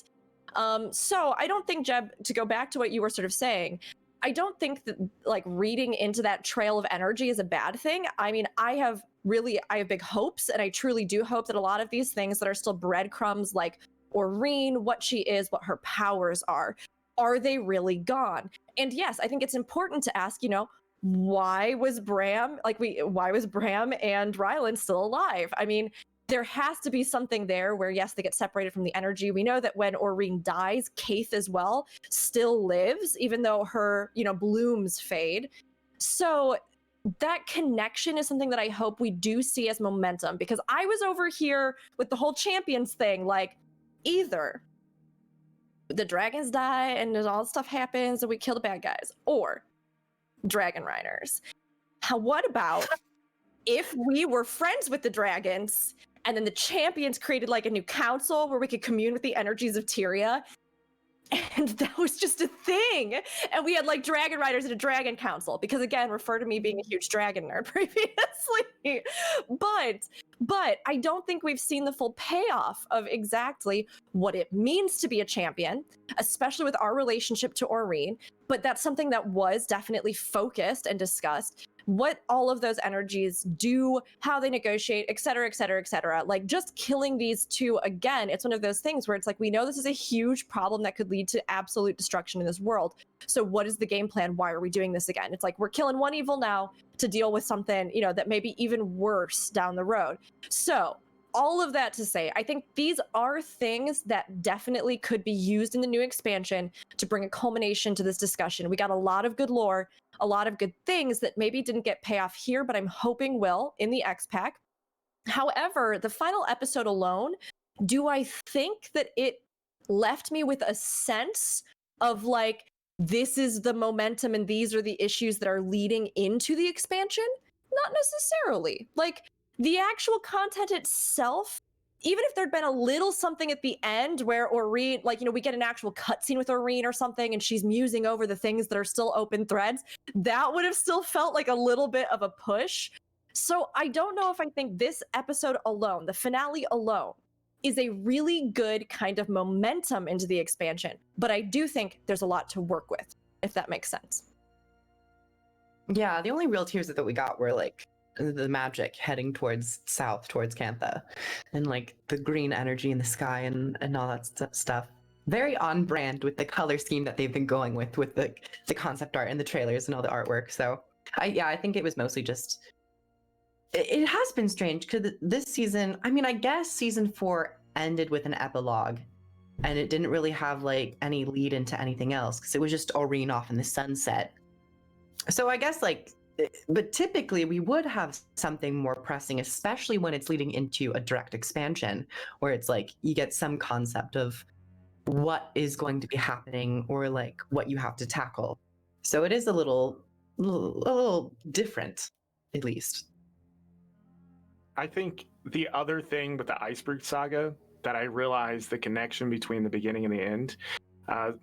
So like at the beginning, you remember when you fight the giant devourer and you have to chain it up and it dies and Aurene flies over it and turns it into a prism and all that energy is coming off of it? Do you guys remember that? Same thing, right? But it's just the elder dragons and the energy coming out. It's so weird. See, ANET's weird with their story because they always do these like callbacks to things. And when you're watching like a YouTube video of another content creator and they're talking about the story, then you click on the next one and they're talking about a different part. Then you go, hold on, wait a second here. That's the same thing as this over here. But then you realize it has always been the same thing.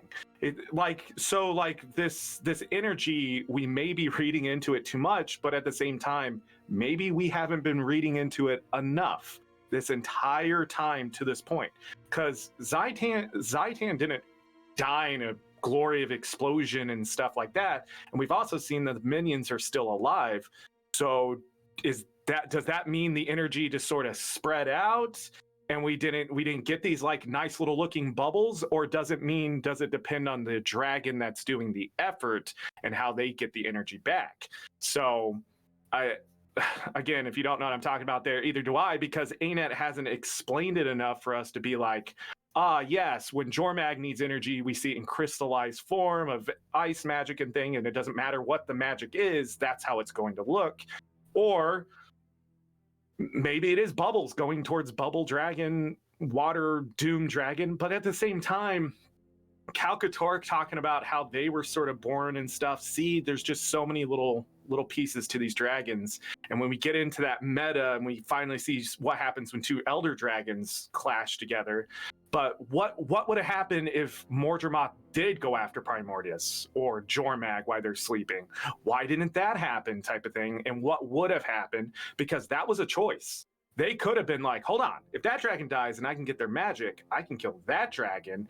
But they didn't. There seemed to be an order to things still. And Calcatork was just like, I'm going to eat everything that's available and just take what's there before the other dragons wake up, and ended up losing it.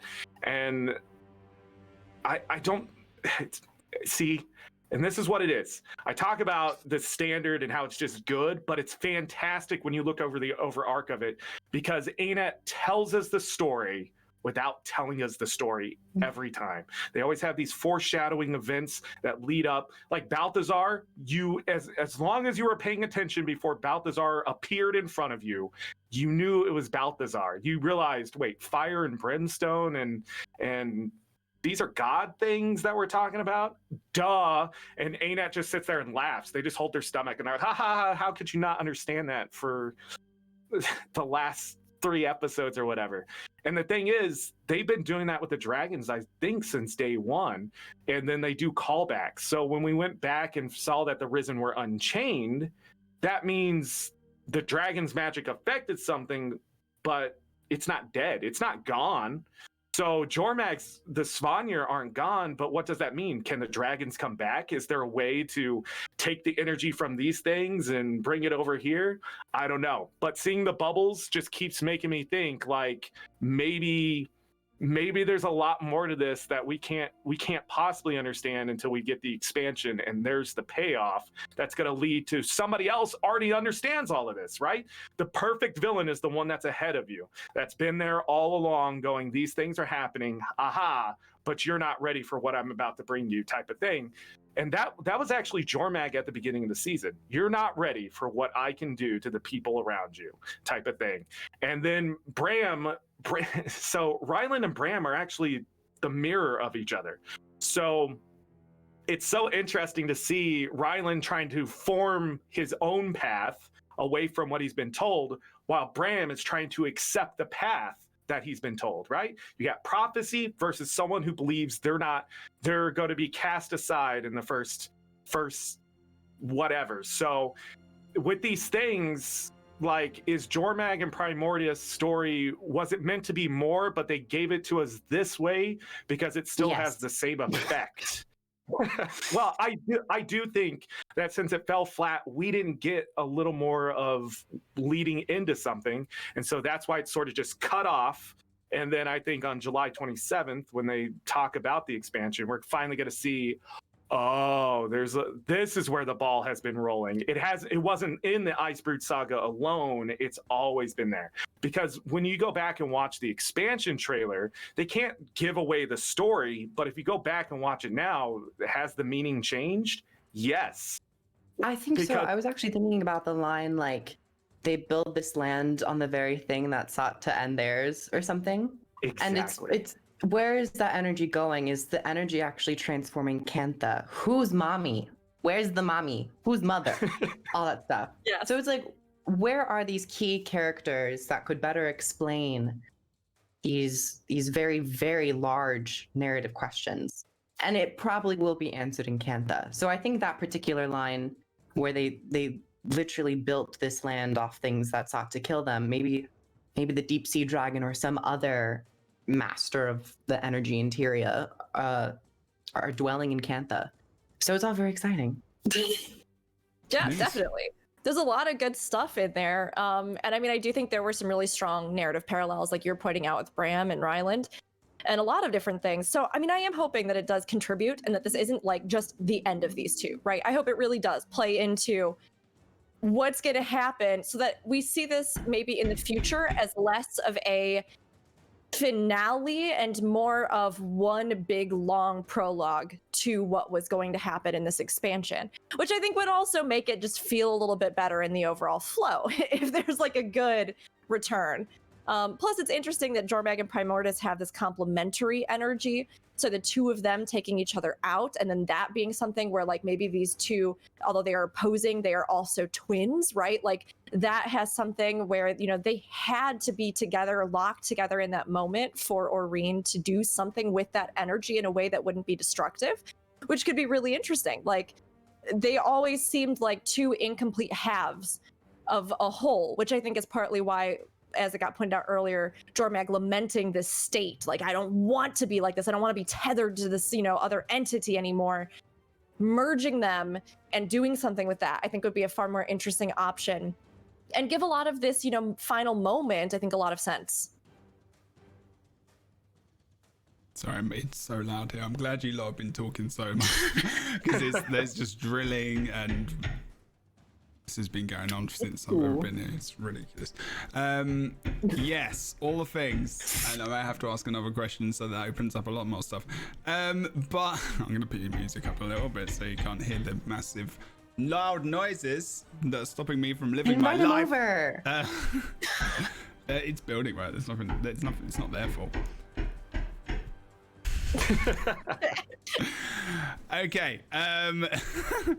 So obviously I talk about one thing, the bubbles, and it opens up a lot of things. So generally summary of that is there are a lot of questions unanswered. There is, but it also brings up imagination of what could be, what could happen, and I think that's good. And you know, that brings excitement for me because as you're talking, I'm starting to think about plot lines. I'm starting to think about new story. I'm starting to think about, you know, Zaitan and wanting to send Zaitan next door to kill everyone. And I will become an elder dragon in about 10 minutes. You know, even End of Dragons, you never know. You're talking about energy. You're talking about all these things still existing in the world. They exist in terms of being spirits still, whatever in the world. I don't know. End of Dragons, maybe we see all these champions coming back from like past dragons that we didn't even know about. Maybe we see all their energies combined into one thing. Maybe you know, I mean, who bloody knows? You know, imagine like you start End of Dragons and there's all of these big spirits of like Zaitan and Kroof and stuff. Captain Planet, but Captain Dragon Planet. Where you have all the like the old cartoon where they're all like the champions who are now channeling that energy of the earth and the power of it. I mean, Tyria in this metaphor, I can see it. I can see it. If anyone in chat or here is familiar with the anime Naruto, in that world there are also like giant beast creatures, the Jinchuriki and the tailed beasts. But basically, there's like this outer plane place where they all meet up and they talk. And there's like a master of them all. So I kind of feel like that's kind of happening with this storyline too. Maybe the dragons are in some way still around, at least in the mists, or their energy has just been transferred. And then I think the mother character will probably be, I just want to know, who's mommy? Can I get some milky, mommy? I'm hungry. No. Nope. Mommy. Nope. And we're done, Kroof. Calm down. Okay, so no, I'm kidding.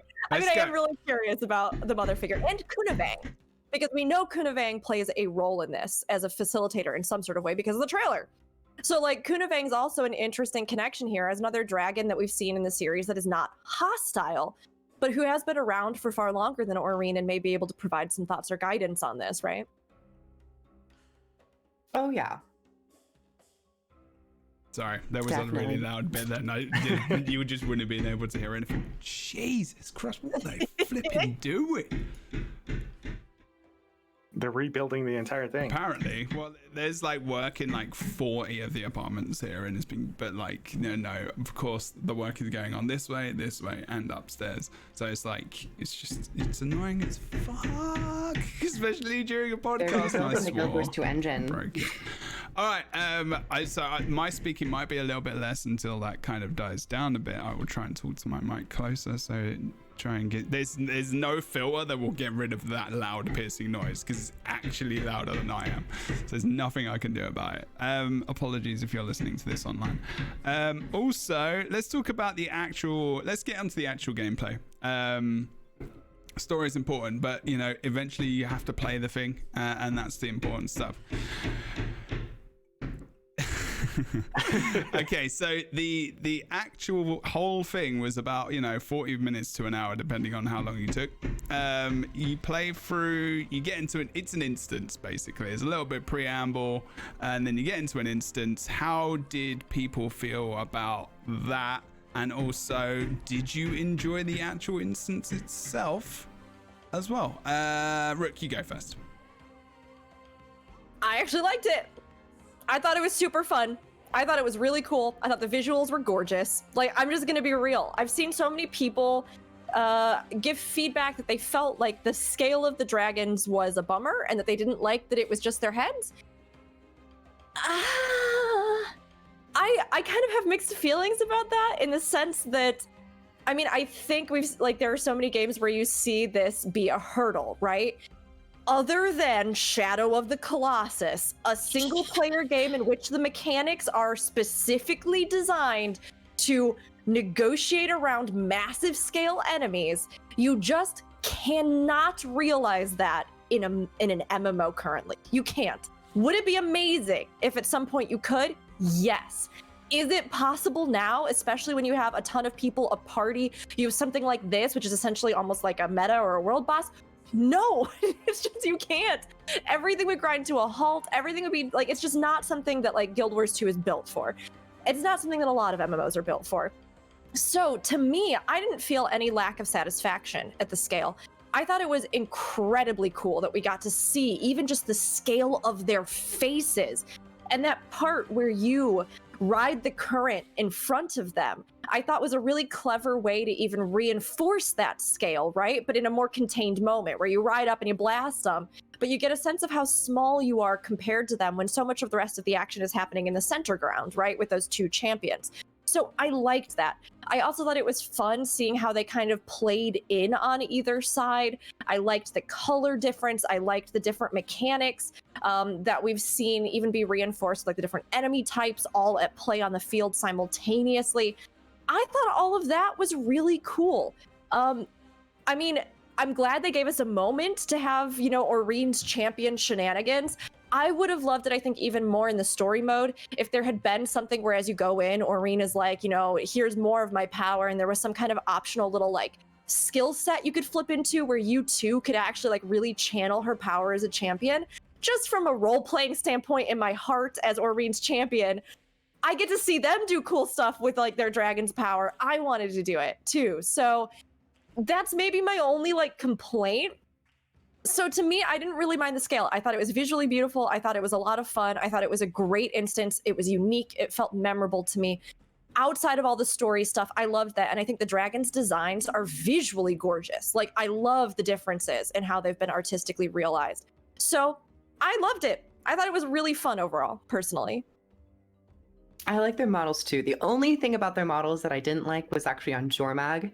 Jormag's arms are completely detached from the body. So it's just the hands.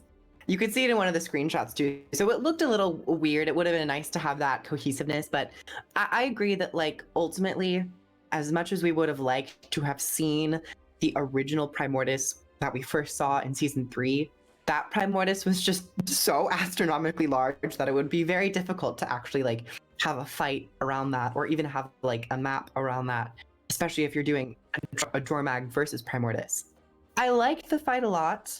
It's not too long, not too short, but I think my only issue is that I would have preferred this to have been in like an open world map that you specifically go to. I think because you have to access it through the Eye of the North, it adds just a little bit of awkwardness. And I don't know if it will necessarily be one of the most replayed things coming in Guild Wars 2. I know Heart of Thorns, Dragon's Den definitely sees a lot of replayability, just because the whole entire map is designed to be so incredibly fun, at least from my perspective. Dragonfall is also a really good map too. And I think those are like the only 2 maps where we really get like a dragon fight. So I think the maps that we've gotten so far have been really high quality. And I would have liked to have seen another one, particularly if we're fighting both Jormag and Primordus. But the whole entire fight was really cool. I liked the different sequencing, fighting Ryland and Bram, where it was nice. CC, crowd control. It's always wonderful seeing many different areas of Guild Wars 2 combat come together. There were boons on them, so if you have a boon strip build, it would be somewhat useful and all that stuff. And even the actual attacks had such a large radius that it somewhat incentivized like movement skills, like either a blink or like a thief shortbow to get out of it. And I would love to see more of that. Right, like because those big attacks, so you had to CC or just escape, because there's a big AoE that Ryland does where he kind of sits up with his sword and there's just AoEs everywhere. Like if you go and do the big public one, and it's like that's gonna wreck all of you, but more often than not he gets CC'd out. But like that was really good. So it was one of the more recent times I've seen that, and I kind of hope that they at least roll with that, maybe in like more structured content where it would be okay to take a portal or a blink or like a sand squall. Some of these like movement abilities, or like I know Thief has another preparation where it's a portal. So I would love to see more of that integrated into combat, and I liked seeing it here. Yeah. Zorric. Okay. So I've talked about how much I enjoyed this. I did like the instance. I did like it, but it would have been so much cooler if it was like a small Drizzlewood map where you moved both sides towards each other simultaneously. You had to choose sides, used Oreen's powers to sever the ley lines, get Jormag, and just slowly squish the map until the champions were like, okay, we have to fight, right? It would have been so much cooler, but with what we got, I like the mechanics. I like jumping down and throw down a table and be like, yo, make sure you get your CC bar breaks. You know, I liked the story instance for sure because my character's running a moderately good build, so I didn't run into any issues with that. CC problems at certain parts, my character is a necro, so we're limited in stability, things like that.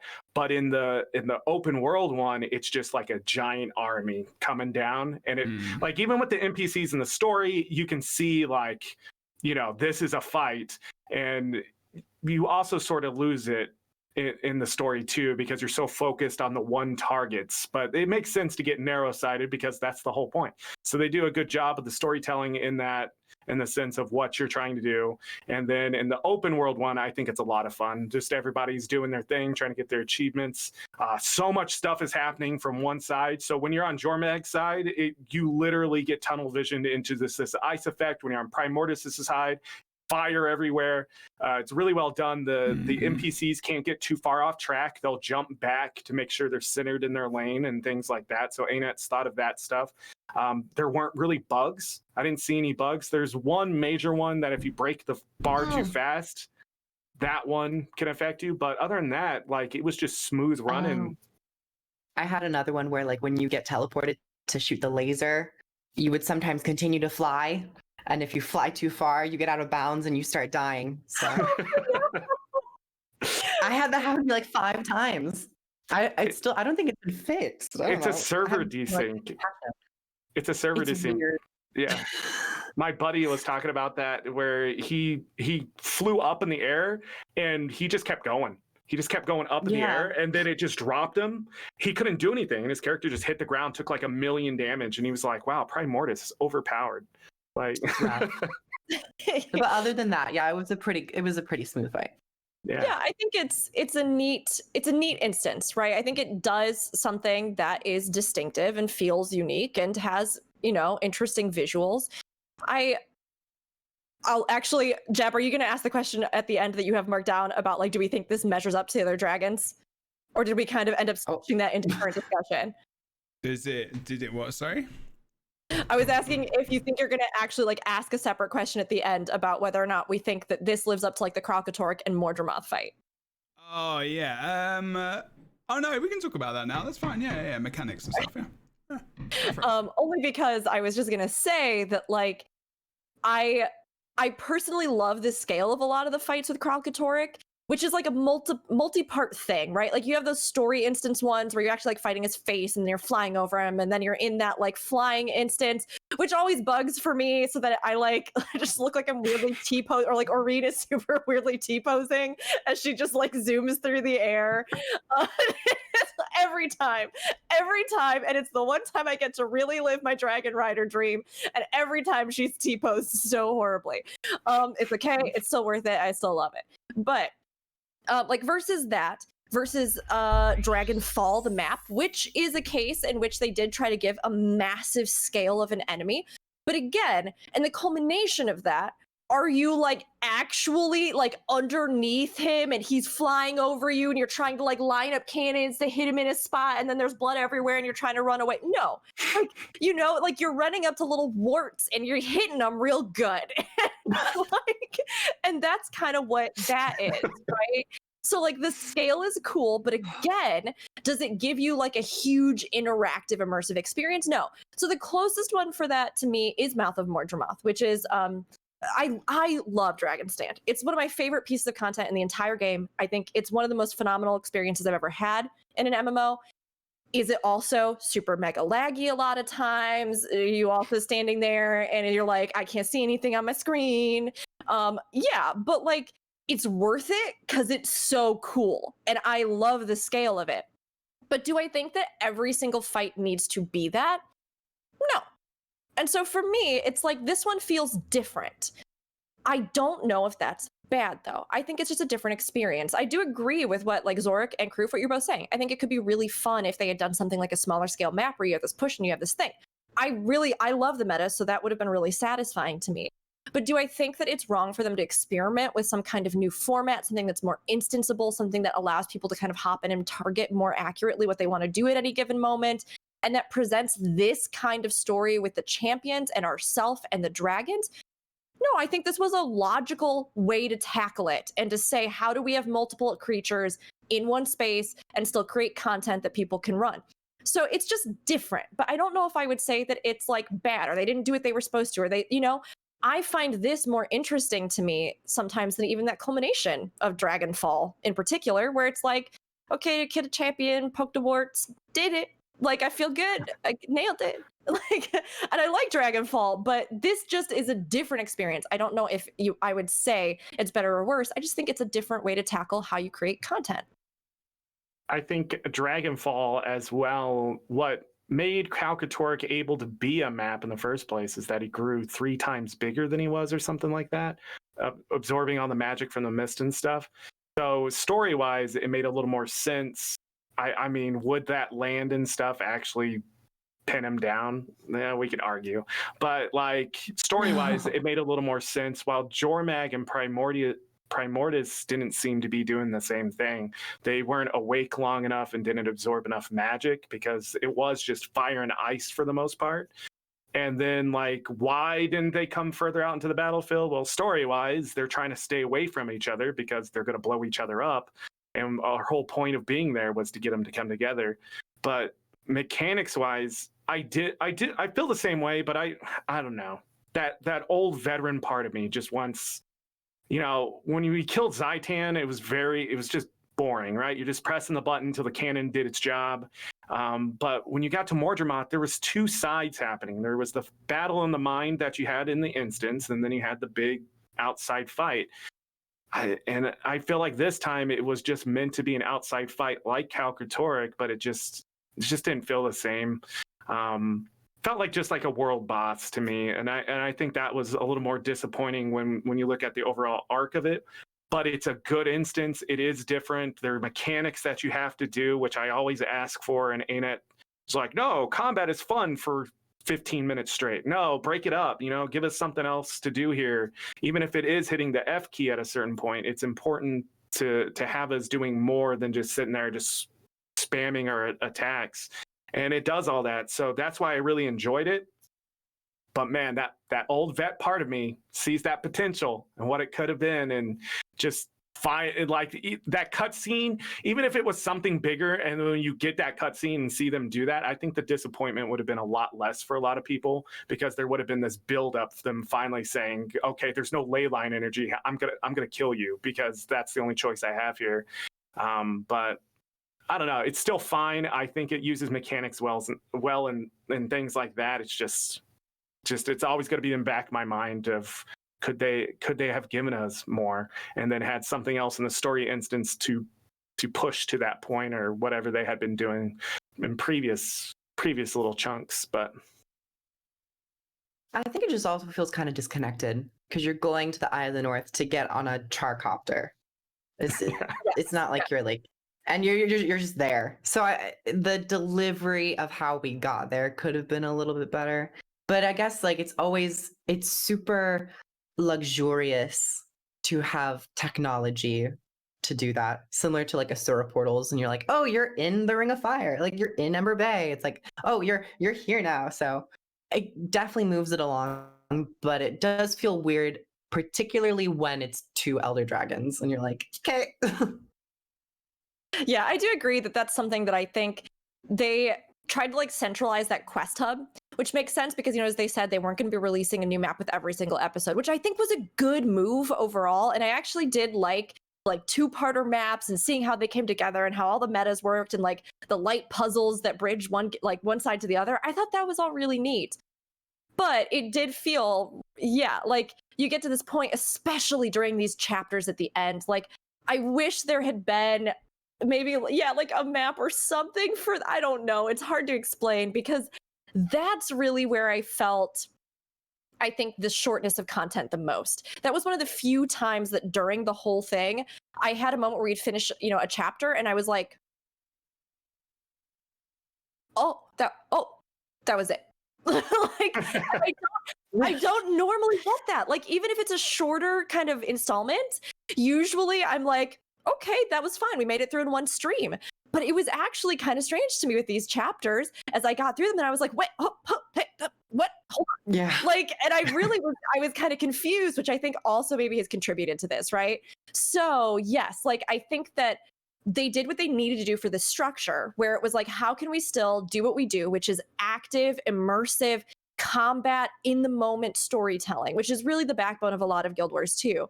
But how do we do that if we don't have like a whole new set piece, whole new map? Like, we can't really, I guess we could maybe have an instance version of one of the other maps that you could access but it's like, in that one, it's on fire because Primordius is there. Like, they could have done something like that where they took, like Biora, and then there's like a version of it where Primordius has smashed half of it or something, and then they fight there, But it felt like this was an answer to just like, how do we create this kind of story without just making new maps endlessly for all time? And I agree that it was like, it's good on one hand, but on the other hand, it does make you feel a little bit less connected to the world, to the larger scale battles, to, it did feel to me like, it's just this weird dream that I had. And then I came back to Eye of the North. Yeah. And I mean, like, it's not to say they didn't do cool stuff. A few of the different, Dragon Response missions and things I think were really neat. And I liked seeing some of the extra lore that they'd hidden there about some of the conflicts and things. I thought that was cool, but it did feel a little disconnected overall, I think. Okay, I'm going to ask a question. Again, it's really loud here, so I'm not talking much. So I'm really upset about this because I was really excited about this podcast, but there's just no point in talking because you won't hear me. So I'm going to ask questions. You will be the every ringmaster. So often. I'll talk about it later. It's okay. I feel sad. I was really excited for this. So question, so in one way, like, this instance is like the finale to the DRMs, basically. So you've got all the DRMs, replayability, and then you've got this, which is replayable as well, and you can get 2 gold once a day, as well as the other rewards, which is quite nice. Do you all think that DRMs are the future of telling stories maybe for Guild Wars 2? How do you feel about DRMs? And do you like the replayability and rewards that are available from DRMs and that last instance as well, with the tokens and being able to spend them on things like the Dwarf Infusion? Okay, first person, Zorric. DRMs are horrible. They are nasty pieces of content. I have no idea if ANET's ever going to do them again. But if they do, I don't want to play them. And I'm going to say it this way. Every DRM takes you a certain amount of time. No matter how good you are, you're going to have to sit and wait and listen to these NPCs just talk and take their time walking down the trail for you to finally just get to a strike mission boss, but, washed out. And they're just not balanced. They're just all over the place. I get what they were meant to do. I respect them as content, but man, it just, for me, it was like, I'd rather nail a nail into my hand than just play them for 100 hours trying to get all these achievements and rewards. It was just at a point when you got the last group of them that get my mastery, get it for the story, and never go back.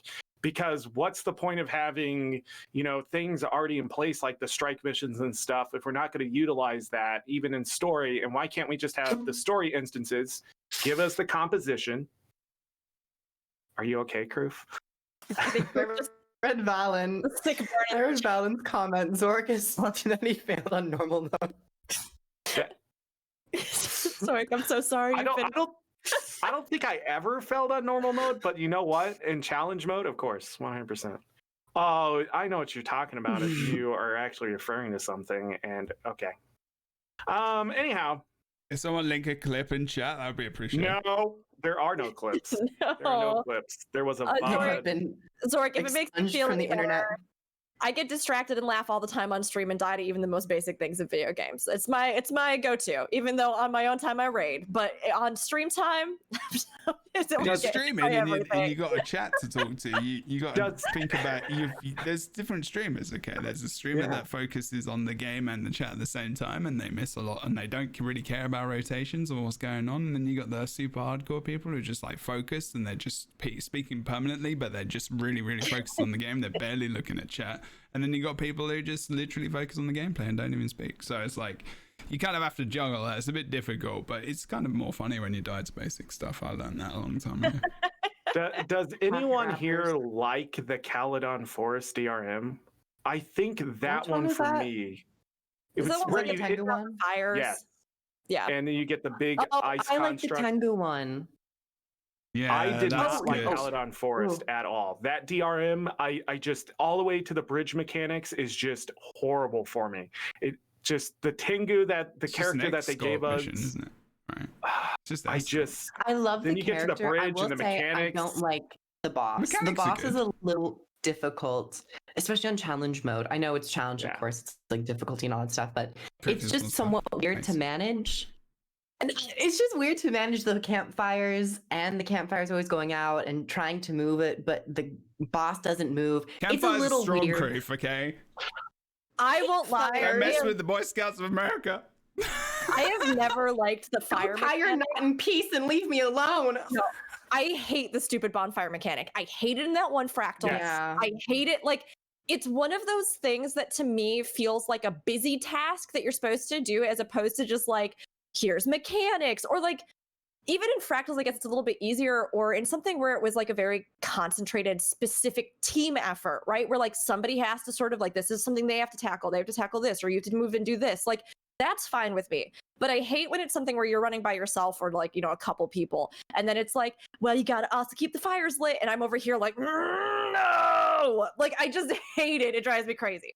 Yeah. But I love the narrative. I love the Tengu. And I actually really enjoy Caladris a lot. She's so cute. I love the Tengu characters. Yes, they're very good. Agreed. I think for me, the Dragon Response missions, I really... Sorry, was I left? Did you want to did I cut off? No, I was laughing because Fallon said Gandaren Fields is pretty fun, and that's my favorite DRM out of all of them. Hey. I don't like that. I feel like DRM. No, you're fine. I mean, that's fair. Everybody's entitled to different reactions. Yeah. I think that the DRMs are promising. I don't think that they are at what they could fully be. Like the first set that was released for me, it was a little lackluster. I liked that they were trying to show that there were effects happening around the world that you can't always, render on a map, that already has a ton of other things that are happening on it. So to me, I thought that was a success. The actual bosses on that first set, I was like, there's like not even mechanics. And like, so it's cool that they had the names of, various, leaders and like creatures that had been under his command that had destroyed important places, and like I thought that was a cool little touch. But I don't think it was until the later DRMs that I really started to get excited. I love that one that's in the Dwarven Forge. I love the one that is the owl's temple that had been destroyed. I like those, and I think that they are something that like is moving towards more of maybe something closer to like an instanced mini dungeon or something like that. In a sense, we have like fractals, which you have to go into that are separate and have to do with the myth. But to have something that's actually closer to like a little bit of like an instance dungeon that's relative to like related to our story, related to our world, related to our struggle, I think the DRMs have a lot of potential in that regard. Do I think that they're like perfected at this point? No, I do think there's still a lot more that could be done with them. I thought some of them were kind of lackluster. I think some of them were a little finicky and weird. I think, it's one of those things. So it's like, I don't think it's a bad idea or a bad addition. Much like strike missions. Again, I feel like that's another really good, solid idea. It's just getting it refined getting it to the point where it really does kind of function in a way that it needs to, and that's exciting and interesting to players. Like, that's the thing to me. What's the purpose of it? What is the meaning behind this content? What is this future gonna mean? Like, that's it. Like, strikes as well. You bring up a good conversation, which we had last week. Go and watch and listen to episode 12 for sure. It was a good one. It's about, I was on it. It was part of it was, yeah. Like, what's the purpose of this? Like, why do we keep having these different new things which feel like they're repeatable content? But if everyone's repeating content all over the shop, like, where are we going? What's the focus? What's the end game? Well, the end game is what you want it to be at the end of the day, which is what I think they are trying to do. But I think at the same time, you know, it's funny because DRMs, I really disliked them when I was playing through them. I've been farming for this dwarf infusion. I'm actually enjoying them because I'm playing tons of different classes. I'm playing, it is getting a bit repetitive now, but I want to do them on the challenge modes as well for the achievements, because the achievements, you can unlock different some items and stuff like that. You know, there's the masteries and stuff. And there's actually quite a lot of rewards. There's actually quite a lot of skins. There's quite a lot of loot you can get. There's quite a lot of, you know, just basic crafting materials you can get, which can help prep you toward the expansion, which is, you know, that's it now. I mean, there are videos out. I mean, it's like that classic video thing that we see every creator make, you know, is Guild Wars 2 worth playing in 2021? And even if you've got 100 followers on YouTube, you can definitely make a lot of viewership off of one of those videos, because even if you just said yes in exclamation point, you would probably get 100,000 views. It's not a difficult video to make, but because that's what people are always asking. But then, you know, now it's like, what do you do? It's those classic videos, isn't it? Like, what do you do before an expansion in Guild Wars 2? Farm for stuff, get items, do dailies, do the things. And I think DRMs are a good way for some people to do that, but obviously just to get some of the rewards. And one of the things we've not mentioned actually in terms of reward is you actually get an ascended, what is it a trinket? I can't remember. It's a ring or one thing. An amulet. Yeah, and you can pick the stats, and it gives you an effect depending on which one of the DRMs you do, whether or not it's fire or ice or whatever, and you can have that on you for what, 40 minutes or something like that, and it looks quite cool. And you get the combination of them when you come out, as long as you're wearing that piece, and you get to keep it for a bit longer, which I actually thought was a nice little touch. You know, getting a free piece of ascended equipment isn't too bad. Like, if you're just a casual player as well, it's like a big upgrade, really. So I don't know. I mean, I've kind of, I'm very much on the, I'm not sure about, I don't know if I want to have them going forward. I don't think they're going to be in the expansion. I think this is a very, very Spice Brood Saga thing.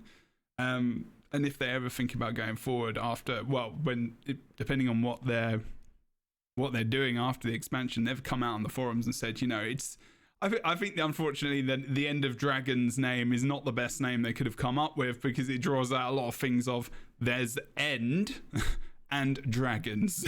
And dragons is the main thing in Guild Wars 2. The Guild Wars 2 logo is a dragon. And like, you know, if they end dragons, you know, where does Guild Wars 2 go from there? And so they've obviously got a lot of explaining to do and storytelling to keep us thinking about what the hell's going to go on.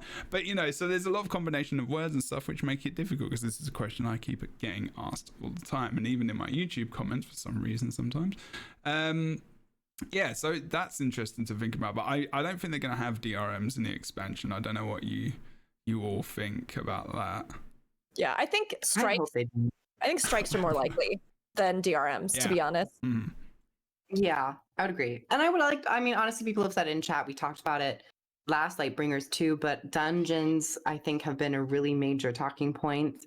They could reinvent dungeons in some way to make it not necessarily as long, but still kind of have maybe the same desired effect that Dragon Response missions had, where it was more story oriented, while, you know, having some challenge and like a couple rewards here and there.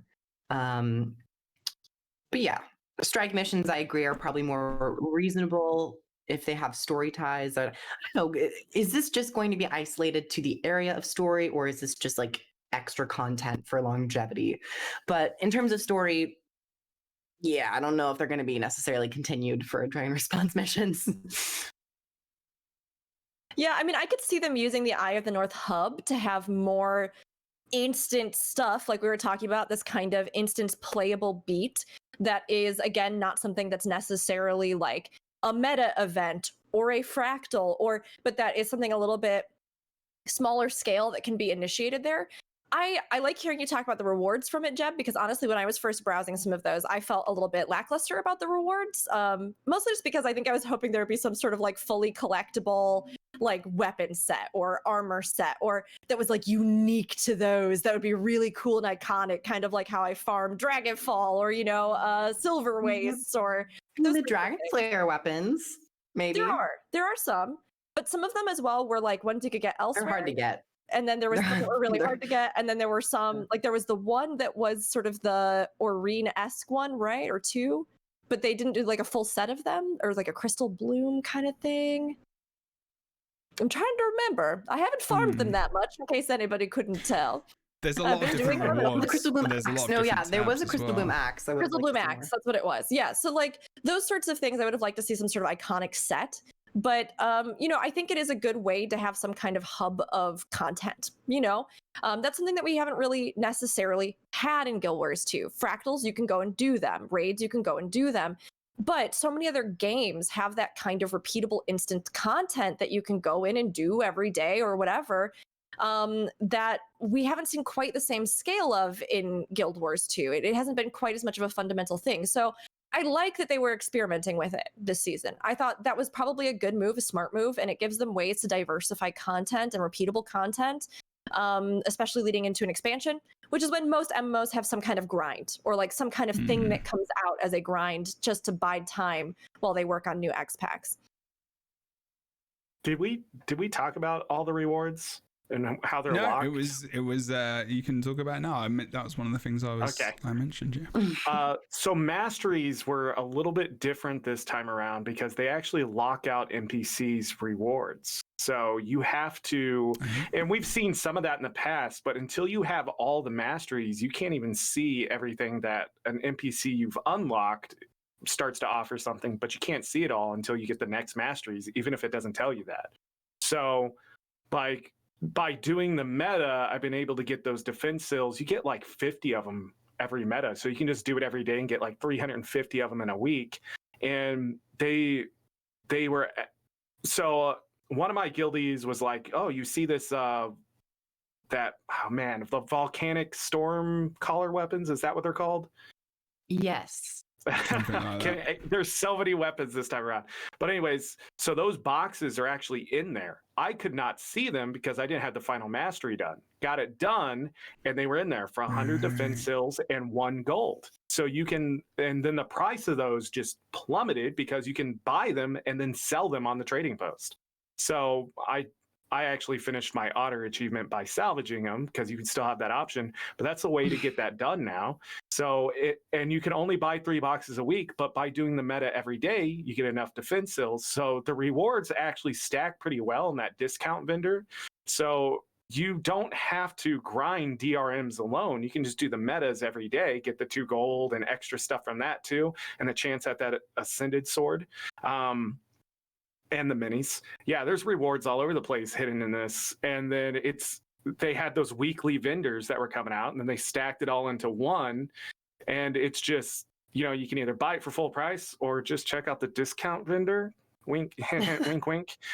Because you're going to save so much time by doing it that way, especially when they even give the infusion in there. The infusion went from 750 to 600, which is, again, 2 weeks of your time doing the metas, and the metas aren't long. So I don't know how it's going to be in the future, but the reward structure was, here it all is. If you get the masteries done, it's all offered to you, and you don't have to do the DRMs alone. You can also do that meta that people are going to keep doing because it's easy gold, easy rewards.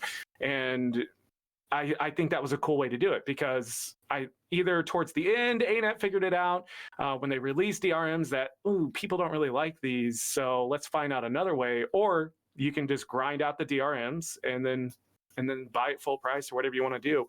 But that's an interesting way to structure it, is by putting masteries. And a lot of people hate that, but I love masteries that are specific for certain maps and things like that, because it sort of brings something, a new level to it, that when you first get there, you're struggling a bit, then it starts to snowball. So you're just comfortable. I go and play the map. It's a casual thing I do now, versus when you're first there, you're like, why can't I get all this done? Or how's that person surviving this type of thing? There's still that sort of vertical progression, but they don't limit it to the entire game. Instead, they limit it to that one space. Do you want to do this? So the option is still there. And they did it very well with the masteries this time. There's a lot of things I didn't like towards the end of the Icebrood Saga, but they did some really mechanically wise for rewards, some exceptional things. And then, of course, the big problem with the weapon skins and all that is that they were so expensive and they were holding back people's metas. And you shouldn't have to, pay 8,000 to 10,000 gold to finish a collection to get your meta done. That shouldn't just be in there. That's how I felt. And then they changed that. So ANET was listening. So I wonder if they really did, when they got to the final instance, they were like, you know what? Yeah, DRM's not your favorite thing, so we're not going to punish you for that. Go play the meta, because that's our favorite thing. And you need to see that cutscene 6,000 times before you're done playing this game. And I'm like, okay, fair enough. And I've actually done that meta more than I did Drakkar or whatever his name is in Shadow in the Ice. I hated that episode. But I love the new meta. It's just easy to jump in there. You're done in less than 15 minutes sometimes, and you get all these rewards and you jump out. And then when Monday comes around, you can be like, oh, all these boxes I don't have the skins of? Okay, 3 gold. So again, you're making 14 gold. It's just, you get so much more out of it. It's a really good reward structure, but you have to have your masteries done. So that's the catch. And it's like, you have to play the game though. You're not just going to give it to you. You have to put the work in, and then we'll give it to you. That's actually not something I've thought about, but that's a really cool point. It's not too bad. I'm on like the level, like this is the first time, like no lie, like this is the first time I actually want to do it. Like I have not really played the DRMs. Like the last week, this is the first time I've played Guild Wars 2 every day, even off stream, maybe for 2 or 3 years. And like it, and wow. Why is it? Because the dwarf infusion is a big incentive, but also to get all of the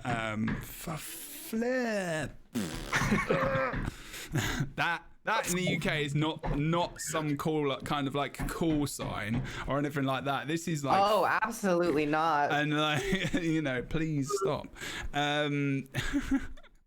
Knock on wood, yeah. But like, actually stop. Oh no, that didn't.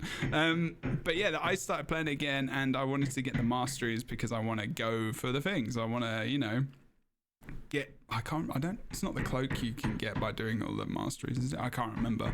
But there's different things you can get by doing all the masteries, like you say. I'm not. How do you feel about having to spend those tokens on unlocking each of the dragon crystals so that you can then unlock each mastery? That's a little bit like cheap, because it just pulls you back a little bit more from getting other rewards. The reason is because again, I want the dwarf skin and it's the same currency, so I have to keep paying for this other thing. I'm like, oh, I've got like 750. Oh no, I still need to do 2 things. What do? Do I unlock the mastery or do I get the dwarf infusion? Oh, and I've been going for the masteries, and I'm like, why don't you just go for the infusion? That's the thing you want. But I'm like, because I want these things. But also, if you look at each of the masteries, you get more rewards from the events depending on which masteries you have unlocked. So that's more incentive to get more stuff done. Because there's an expansion as well, you can get more stuff. So you're like, I want to get this unlocked so I can do this easy event once a day at least to get a ton of rewards. And it's like, I actually think it's a pretty good idea. Like, I don't mind doing it because it's not horrible. And there are tons of people in there as well, just interacting and playing this big event, which isn't a meta which goes on for an hour plus. Because I can do that. I can play for 15 minutes in my lunch break, in my break between streams, in my, break from my 10-hour Zoom meeting for the day for school. It's like, and yesterday was a long day. But yeah, I don't know. I don't know how you all feel about that, but I actually kind of like it. But I feel like what Rook says is true as well. Like, rewards-wise, I don't think there's it's not. The rules aren't for everyone. That's for sure. But for me, they put Kroof and Fusion in there, so I'm good. I was gonna say, I think too, like, I actually really love hearing all of you talk about this because I think it is a great system and it really is something to kind of talk about. And to be completely honest, I've liked running the majority of content in the Icebird Saga. I like the metas that we got. Oh my gosh, I think I've run Drizzlewood a billion times now because I'm working on the Otter infusion, but I'm actually not sick of it and I do really enjoy it. But I also like that alongside this huge long meta that has the 2 parts, we also got stuff like the Dragon Response missions and this, sort of meta clash here at the end, because it's nice to contrast that, right? Like, do you have a ton of time and do you want to do this thing? Or do you just have a little bit of time and you want to run this other stuff? I think that's a really smart move. And I do really appreciate that. So, I mean, I like that they have all those different, rewards. I think it would have been nice, Zorric, like you were saying, maybe even to just see, like in the vendors though, like even if it wasn't there, like have it grayed out or something. And then if you hovered over it, it would say increase blah, blah, blah to mastery rank, whatever, to be able to purchase or something. Because then I think people would go to those vendors and be like, oh, I can work towards this, as opposed to having to like search more deeply about how all of this goes and how it all builds, because I like the idea that they reinforced a lot of these masteries.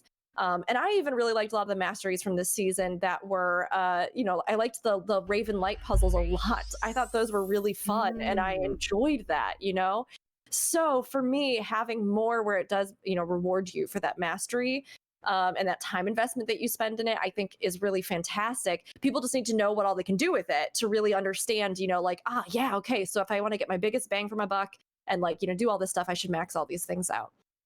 One of the reasons why ANET doesn't do what you said and gray it out all the time is because it overwhelms players. They feel like they have so much content to work through. And so what they do is they reveal it bit by bit.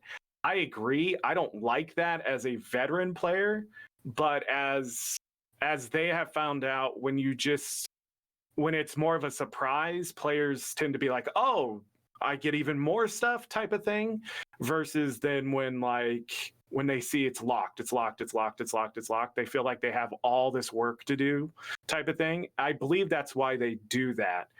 I don't like it because I like to see like, oh, there is more to this. But at the same time, there has been so much hidden stuff over the years that I'm not surprised that they keep doing it. And just the way players are sometimes, I can understand why you're like, we're gonna hide this stuff until you either put the effort in or you don't, type of thing. It's the weirdest reward structure, but it also comes down to who you play with too. If my guildie didn't say anything, I still would have not done the mastery that night. I would have just moved on to other things, right? But and then that's just it. If you have a good community that it's exploring everything and getting everything done with you, and then they're like, hey, did you see this? And you'd be like, no, it's not there. See, it's not there, right? And they're like, well, it's here. And they show you, he literally screenshot it and put it in the Discord, like, it's there. And we're like, what? And then finally we figured out, oh, the mastery. But it was so cool because you realize there's more. Like, you're doing all this work and you're like, oh, well, my effort died because I couldn't see the carrot on the stick type of thing. Like, why am I running on this treadmill type of thing? And then he's like, you can actually get the carrot. And I was like, oh. So then I went and did the stuff. I went and did the stuff. I was up at like 4 a.m. the next day. I'm like, I'm finishing this. I'm getting my boxes. But then also seeing what the meta did and stuff, it's interesting. But I do agree that it would be better if they gave us more information on how to unlock more things instead of hiding it in tooltips in the mastery, or just sort of being ambiguous about how the rewards are structured. I don't even know how to do the cape. I wasn't interested, so I forgot about it. But I still don't know how to do it where it started. And I think I was watching someone else's stream, Shay's stream, and she was talking about the cape or whatever and showed the vendor and stuff. I'm like, where is that? Like there were so many rewards.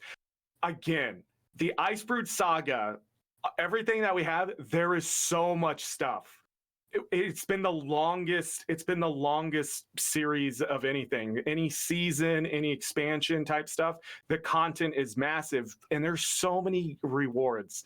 There are so many skins. We keep begging for skins and this and that and weapons and armors, and I don't have any of it done. I mean, I have some of it done, but there's just no way for me to stay so invested in it to finish all that stuff. And other people have, and I'm impressed.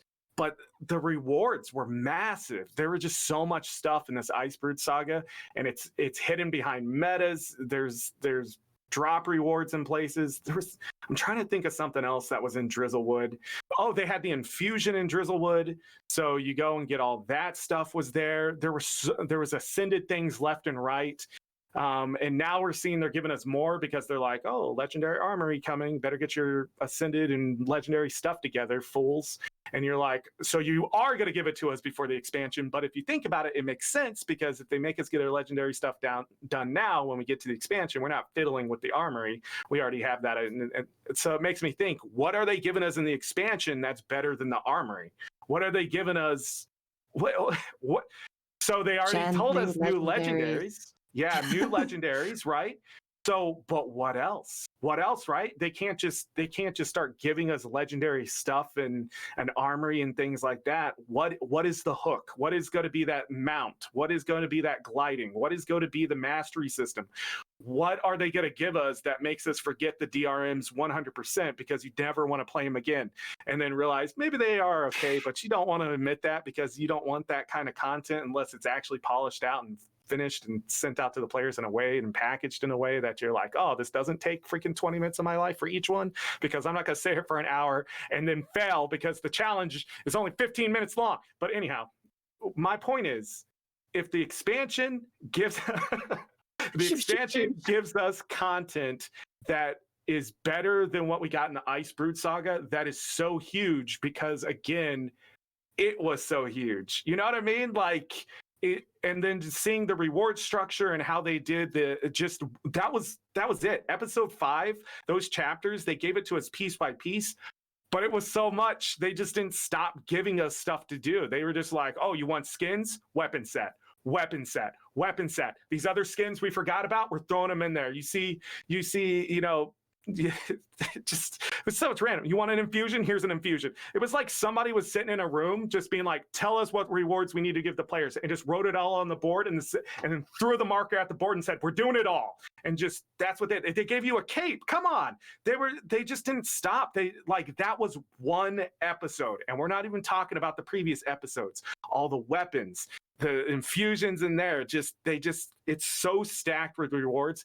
Like, people already forgot about the Char Metal concert and all that kind of stuff.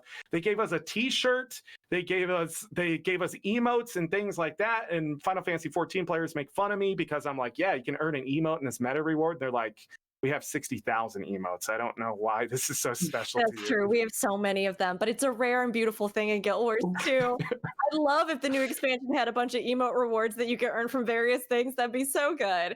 And then like the Char Metal concert, it's funny that you mentioned that. I think people have maybe forgotten it, or like just don't remember quite as much initially how fun that was. But that to me was one of the most like memorable, unique metas in the game, because I just loved that. I thought it was such a great example of Guild Wars 2's humor.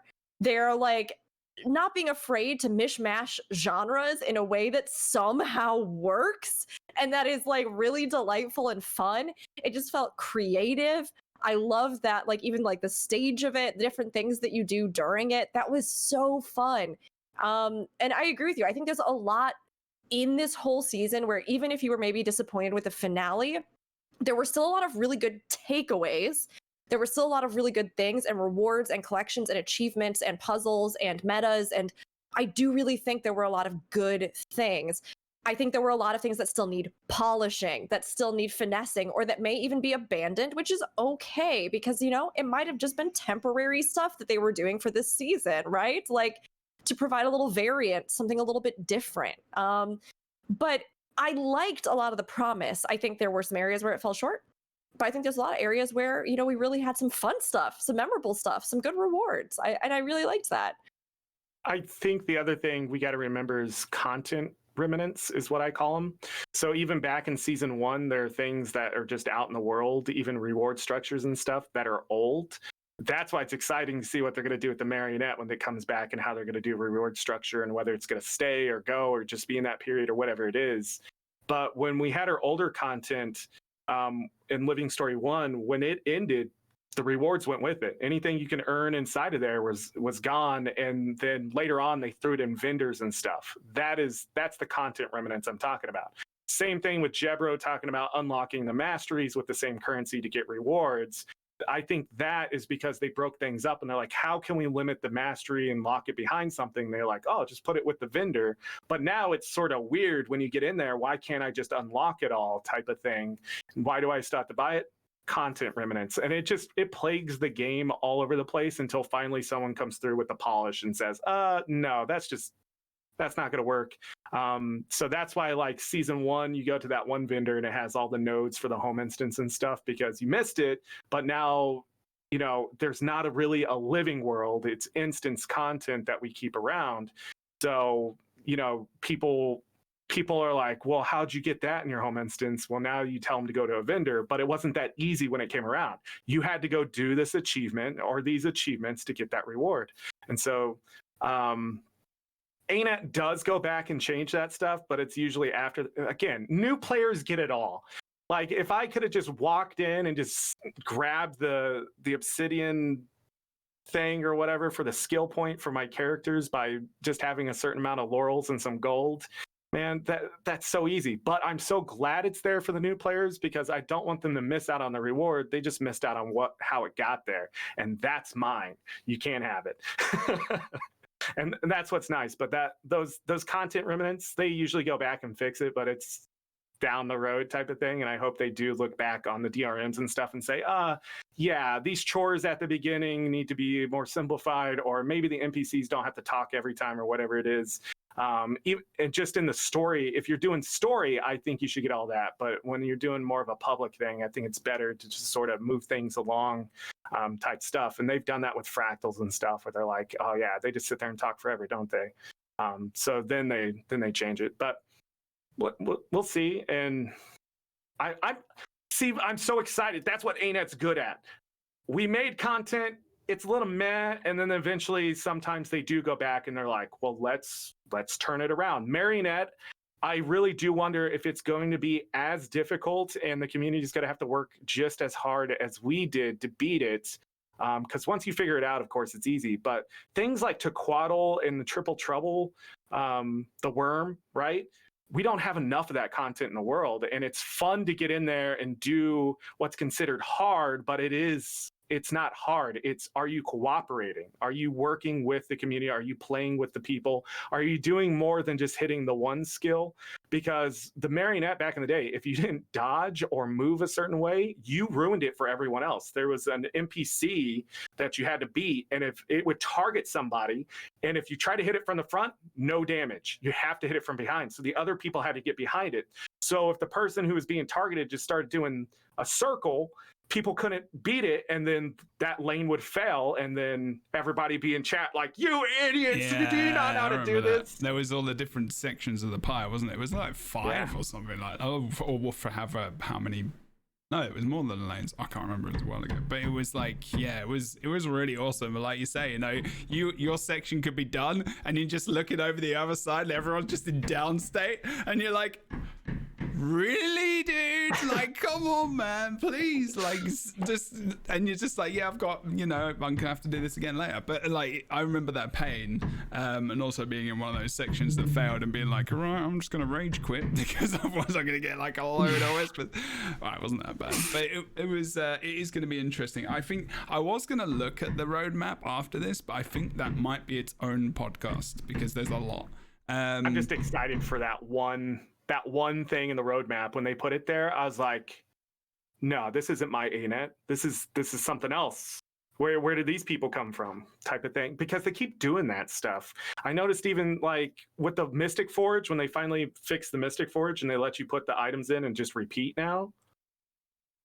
Who was that? They deserve a raise. They deserve my money when I give it to ANET, give it to them. don't tax free. I just want to say hi, yeah, and put it all in dollar bills and just throw it at him like a softball and be like, that's all yours forever. Because that little thing right there, just life-changing inside the game. Quality of life, no, life-changing kind of stuff. And they do it all. They do those things and they just like throw it in a patch somewhere. But it's so much more important than that. It should be in bold. Be like, we fixed this, veterans. We this is fixed now, or we changed this so you can actually enjoy it. And they just hide it in there. They're like, oh yeah, and then we changed the Mystic Forge. Like the Salvage All when that came out, that was life-changing, man. You kids do not understand. Look at these gray hairs. You did not understand. I did not have gray hairs when I started playing this game, okay? None. Now I'm getting old. We had to click both ways to salvage everything, right? And you had to use 3 different kits, and you didn't have a choice. There wasn't this right-click salvage all, and you'd accidentally fill up your bag with like too much equipment. We didn't have this unidentified gear that you right-click, use all. That didn't exist. Get out of here. These people don't even know. They don't even know. Before expansions, we had Living Story that was gone in 2 weeks. You either did it or you lost out. Okay, now you're gonna replay stuff like DRM. Cove, you'd be lucky if you could actually like get more than 1 FPS every 2 minutes. Okay, that was a special time. I remember those times. Amazing. Where they completely flip-flopped on what they were going to do for the rest of their career. Drink 100,000 alcohol. Do you know what an auto clicker is? No, because you have right-click, consume the stack. Get out of here. That's true. We do think about all the different things they have put in. Maybe all the things that should have been in the game at the beginning, but that's another conversation. I wonder what's going to change in End of Dragons, though, when we get to there, and what they're going to change. Don't start opening up even more conversation and stop saying so, because if you do, you're going to be talking for another 20 minutes. End of Dragons? What are they going to give us? Zorric cannot be stopped. Zorric is out. We have future podcasts. The only thing I have to contribute to this cannot go rewards through all of my content in one stream. This is what happens when you don't invite me back soon enough. It builds up. Nobody else wants to talk about it. They think I'm a crazy guy on the street corner being like, what? Guild Wars 2? What? What are you talking about? I believe that Kroof had something to say. Yes. Oh, no. Please, Kroof. Just the only thing I have to add to this rewards conversation is that it took me a month to figure out how to unlock rewards. Yeah, there is a lot of rewards. It was sad. Yeah, there is a lot. That is all. That is an issue, actually. Leave meeting. Is it upsetting, Kroof, that it took that long? Should it be more intuitive? It could have been a me problem, honestly. But it could be my own fault. But it could equally be the fault of the design. But yeah, maybe there does need to be like a Kroof button where it's like, this is what you have to do. This is where you go. Because apparently I'm just so out of it that it took me a month to figure out how to unlock the mastery. There is nothing that tells you, you can go and get rewards from here. Like I found some dude on the other side of the like Eye of the North where he's like, do you want to come with me to do this like kind of side quest thing where I can't remember one of the shamans where you go to different areas and you unlock achievements and you can get mastery. Oh, the owl shaman. I just found that last night. I was like, I didn't even know you were there, dude. Where did you come from? You're not at all wrong, Kroof. And like this is where I think that honestly a few more cutscenes would have been really, really helpful to me. Yes. If you're like at Eye of the North and then a new vendor gets added, boy, would I have loved it if like that vendor appears and is like, hi, I'm here and here's a little bit about me and my dating profile. You want entrance music, like, don't you? Yeah. And they're like, these are all the things that I can offer. Like even welcome to OK Cupid. Here's my social security number. Hello, I'm David. I'm 6'7". I like pajamas and I also read books about chickens. My name is Bethany. I'm 3'9". I have a mean right hook and I love collecting dead moths. I also have my heart to Bethany. I also have several rewards. They have a different skin and glowy things available, and you may buy them from me for 500 tokens that you must carry around with you for a very long time. My God. My friend Jonathan, however, he has amazing hats. Look at his hats. And also, Deirdre, she has small leprechauns that you can purchase. She has syphilis. No, Kroof, she doesn't. No, she does not have syphilis. No, that's the NPC. It took the whole stream for it to happen. To be fair, I will give you that. It was a past thing that came up at the end of a stream. You did well. And that's 2 hours and 40 minutes. That was good. Well done. Callback. Well done. Yeah, it's a bit of a callback. If anybody ever No questions spoilers. what happens pre-show, this is the conversations that happen And the it's things the that are same said. every time as well. This is a great plug. What episode was that? What episode like 10 or something? Go watch episode 10 or 11. No, not 10. It was all of them. Go and watch all of them to find out. You have to go find it. I mean, Yeah, I would have figure it loved it, and then I could have found out all about her, and we could have gone on a side quest to cure her syphilis, and I would have been really Yes. with it. Here is your medication. We have to find the cure. Wow. Do this. But I'm just saying, particularly with Eye of the North, it's Yes. like that table that has all of the different, like notable people around it. I wanted like a single cut scene where we were standing with them at the table and they were like, I'm so glad that we cured, our friend syphilis. But now let's talk about what we're gonna do with these dragons. Has Angry Zorric ever cried on stream when it's not about something serious? I don't know if that's her first, but potentially could be. Wow. Just the adventure to cure syphilis. That needs to be something. Yeah, that's a game in itself. I think that's Ain't also it? someone else. Aina, take notes. Take The notes. dragon Huge story is content. an allegory. It's a deep allegory. Yes, it's definitely deep something. Also, in getting back to Guild Wars 2, you said table, and it made me think about all the people that you saw at the Yeah. table just before you go into the episode. Make sure, if you haven't played the episode, massive spoilers anyway now, that you go and have a look who's standing around the table, the big round table, before you go into the instance, because when you come out and you complete it, they're not there anymore. They moved. But like, there's like dwarf peeps, there's what's his name? Gets naked a lot. Aaron. That's Farron. it. Yeah. He's there. Love Farron. him. Loads of other people as well. It's pretty cool. And- Flunt. yeah. Nobody likes Flunt, but he's there. No. Yeah. Is there? I mean, there are so many great characters at Eye of the North. I would have liked to have seen that become more of like, and maybe this would have helped with some of the disconnect, like you were talking about earlier, Kroof, with like the instancing and doing stuff. I would have liked it if we felt more like the Eye of the North was a character in and of itself, right? Like you end up there and like it's this rich moment where like it's this reveal of this really cool thing, and like as you go through it and more people get added, you get these like really interactive, cool sort of moments with them, and you get a little bit of a crash course and like what's happening. I think that really, really, really could have been a good thing for the hub. I mean, as it is, if you go and you talk to people and you use the wiki and you do all that stuff, right? Like you can find it. But I agree with you in that a lot of stuff with this saga and season did kind of go over my head. And with like some of the masteries and things, it wasn't until I had really dug in. And I mean, that's kind of a lesson for a lot of stuff in Guild Wars too, right? But it wasn't until I really started to dig in, or even talking to all of you or talking to whoever or guildmates, where I went, oh, you can get that. You can do that. You can, if you run it. Oh, so that's why okay. All right. So then I should repeat those, or like, you just don't understand otherwise. And you sit there at the end and you're like, I did it. Do I get a good boy treat? Did I?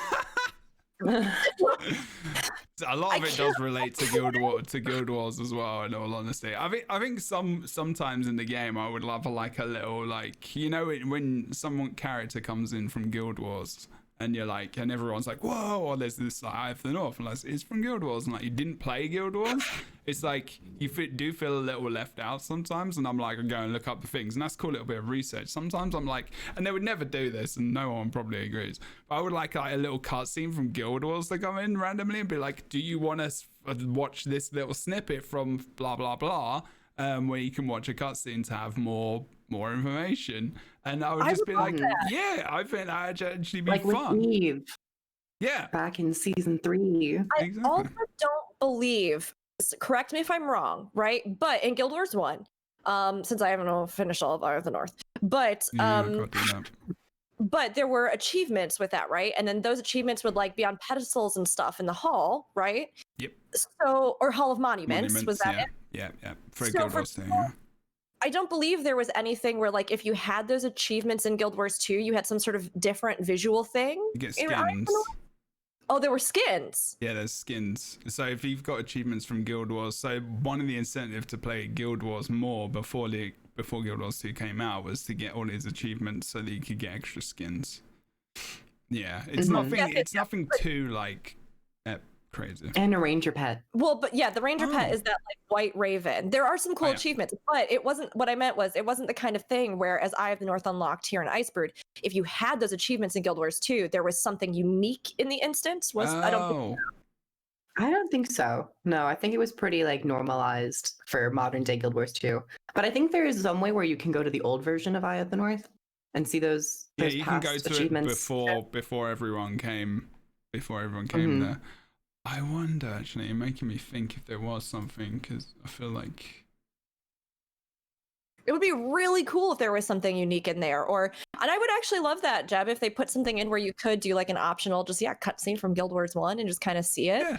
You can I always know why look they this don't, up. because they're like old game graphics. Like they're probably worried, like it's some weird thing. But I wouldn't give a. I don't care about that. I care more about the knowing what the f***'s going on. Do you know? So Ice did mention the Shunlight chest, which I do love. And like the moment that was in there, I went Cantha. I think so many people were like, it's got to be Cantha, right? Because that is something directly from factions. So that was a cool touch. But yeah, it would have been cool, I think, especially as we head into what we kind of assume is going to be the last sort of major Guild Wars 1 throwback in the game.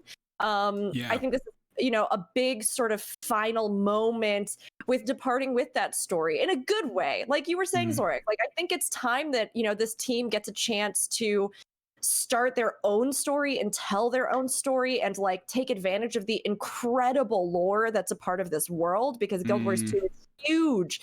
So I am really excited about that. But yeah, I think there were maybe just a few little details that could have been added in to make it feel even more like that, and especially for people that have been with the game since Guild Wars 1, that would have been neat to see a little tiny touch where if you had those achievements, like the white raven was perched on something, or like that would be cool. I wish I do want to. This is a podcast I'm planning for the future with, where I'm gonna just have kind of new players that are streamers now of Guild Wars 2, and I'm looking forward to getting their response of how they feel like the story plays through, and whether or not they feel they need to know much about Guild Wars to really feel involved and invested in the story. I guess that's something that I really want to know more about, because I've gone back and searched and played through the game, and I'm starting to we're going to be doing our playthrough of like factions or whatever it is we need to play to get more of an idea of Camphor and everything else. But I'm still like, kind of, do I want to do that? And I've played a bit of, I think I've played a little bit of something, I can't remember, but like, yeah, so I'm looking forward to doing that myself. But it's it's going to be interesting to see what they do. And like you said, I think that's really important, like giving, like you say, the new writers like coming in and being able to tell brand new stories, or just be like, there's all these different races, maybe we can start doing something with that, put some factions in there. And sorry, that's going back to the Guild Wars. But like, do you know what I mean? Like, it would be cool. And yeah, I don't know, they kind of did it with the Char. Yeah, they kind of did. Bit. Yeah, and the Sylvari Starting a little bit, to, I guess, hopefully. as well. Like, that's why I like Heart of Thorns, because it was like the Sylvari. There was all this thing where like, is the Sylvari going to break off? Are you going to have to be like, could you be like a baddie on the bad evil faction? There was all these ideas of what that was going to be. And I think there was excitement about that, but the Sylvari were. Here's my problem with Heart of Thorns. Oh my god. Sylvar. This is not a hard-fought podcast. But here we are. We've done that one. When the game started, Jesus. there were so many hints about the Sylvari, right? And what they really were. We're on hard What phones now, by annoyed the way, me the most when we got to HOT Not surprised. was Mordremoth was like, the Sylvari are mine. But what bothered me was there was no whispers up to that point. And then you get into this expansion and then suddenly you hear the dragon, right? And it just annoyed me. It would have been so much better because there isn't an instance before that. It would have been great if you're fighting Zaitan or something, and then You like get back the to the Sylvari original character story appears. now? Jesus Christ. But it just plays in the years same ago, thing. mate. Bloody hell. Why did they do? I don't know. Jormag was the same way. Whisper, whisper, whisper. It stops. It just stopped. Well, they did. Well, we killed the Anet is bad at whispers. That's all I'm saying. Well, now it's stopped. Primordius didn't even get a voice actor. We got nothing from Primordius. He's like a dog. true. He barked. Yeah, His mouth is full of lava, so he would just been like gargling. Well, we found out that he just had loads of rocks in his mouth, and that was what was in the Probably it. well, it was one of the mechanics, wasn't it? He just like nommed on some rocks, and they just kind of flew out. So that's what it was. That's what he's trying to get rid of them, and then didn't get a chance to speak because as soon as he opens his mouth, there's flipping Jormag like throwing down this flipping beam of light or whatever the hell it was, and instead, so he was about to say something really, really poignant and meaningful. That was the moment, and then Jormag messed it up. So yeah, pretty much it. that's basically Yeah, what that happened. summarizes it. That is I mean- End of Dragons right there. So, I that was the don't expansion. necessarily mind, like, it's tough because I feel like I'm trying to put my thoughts together on this. I feel like if you are going to portray that dragons are sentient, which we have seen from every single one, right? Then that to me does feel like a very significant thing. Yeah. So having Primordius again not have an intelligence so far as we can tell is strange. I personally loved, oh my gosh, this was one of the coolest things when they started, like we've seen with the destroyers a bit of this sort of like crab-like, insect-like kind of thing. Yeah. But as we got to some of the I want to say champions, but the dragon, the actual like dragon spawn that he has, like I loved that they looked like molten earth insects. And in my mind, I would have loved it if they'd done something like in Mass Effect. Very crustacean-y. Yeah, like Mass Effect or other sci-fi or like Borg or something like that, right? Where you have like a shared consciousness or like a hive mind. Oh, I like the I Borg. think They're that's cool. really intriguing, and I really like that kind of idea. So it would have been really fascinating to have Jormag as like an individual's like intelligence and will, whereas Primordius was something more like a hive collective that like consumed and destroyed in service to that. Like that would be really neat. But it's kind of like Mordremoth as well. Yeah, like as it was, it kind of feels as though they went almost a little bit opposite with that, which is okay with me. It's just unique. And I guess it's okay because these are twins out of the dragon. So that's kind of unique in the sense that it felt like Jormag was very much more about that like intellect, sentience, that kind of thing. Whereas Primordius feels more, it's subversive. They are a cold sort of force that sinks in and like, corrodes. And I thought that was a cool touch. Whereas Primordius is more of like a natural disaster that like happens suddenly, that is embodied by this volcano and so it's less of this intelligence and it's more of this destruction and consumption that's almost a natural force. So that, like, to me, works as far as not giving Primordius sentience. And with the two of them being tied and maybe, like, intelligence got split to one and then that raw force got split to the other, that's also something that could be an interesting motivating factor for Jormag to try to become powerful if they have always been the less powerful of the two. But, again, do we see all of this, I think, really clearly and compellingly told to us in the story? No. And I think that characterization could have been stronger. The hand thing. This is my. You need to watch the video for that hand thing. It wish it could have been like it's there, and like this is just like Yeah, you get the little grab hands when you're grabbing up those story threads and those character beats and reading into it. I love that, and I think it's really powerful. But I don't think it was quite strong enough maybe for us to really be able to say like, yeah, this was the thing, and I think this is really compelling, because you can still be compelling with a force of nature, and that could have even had you side more with Jormag, right? Like this idea, if they had sort of used that to be like, you know, my sibling got this power, but I have always been the one that's had to struggle and fight, and you know, they are not some, like, you want them to go down because between the two of us, I'm the one you can reason with. Like, that would have been really cool.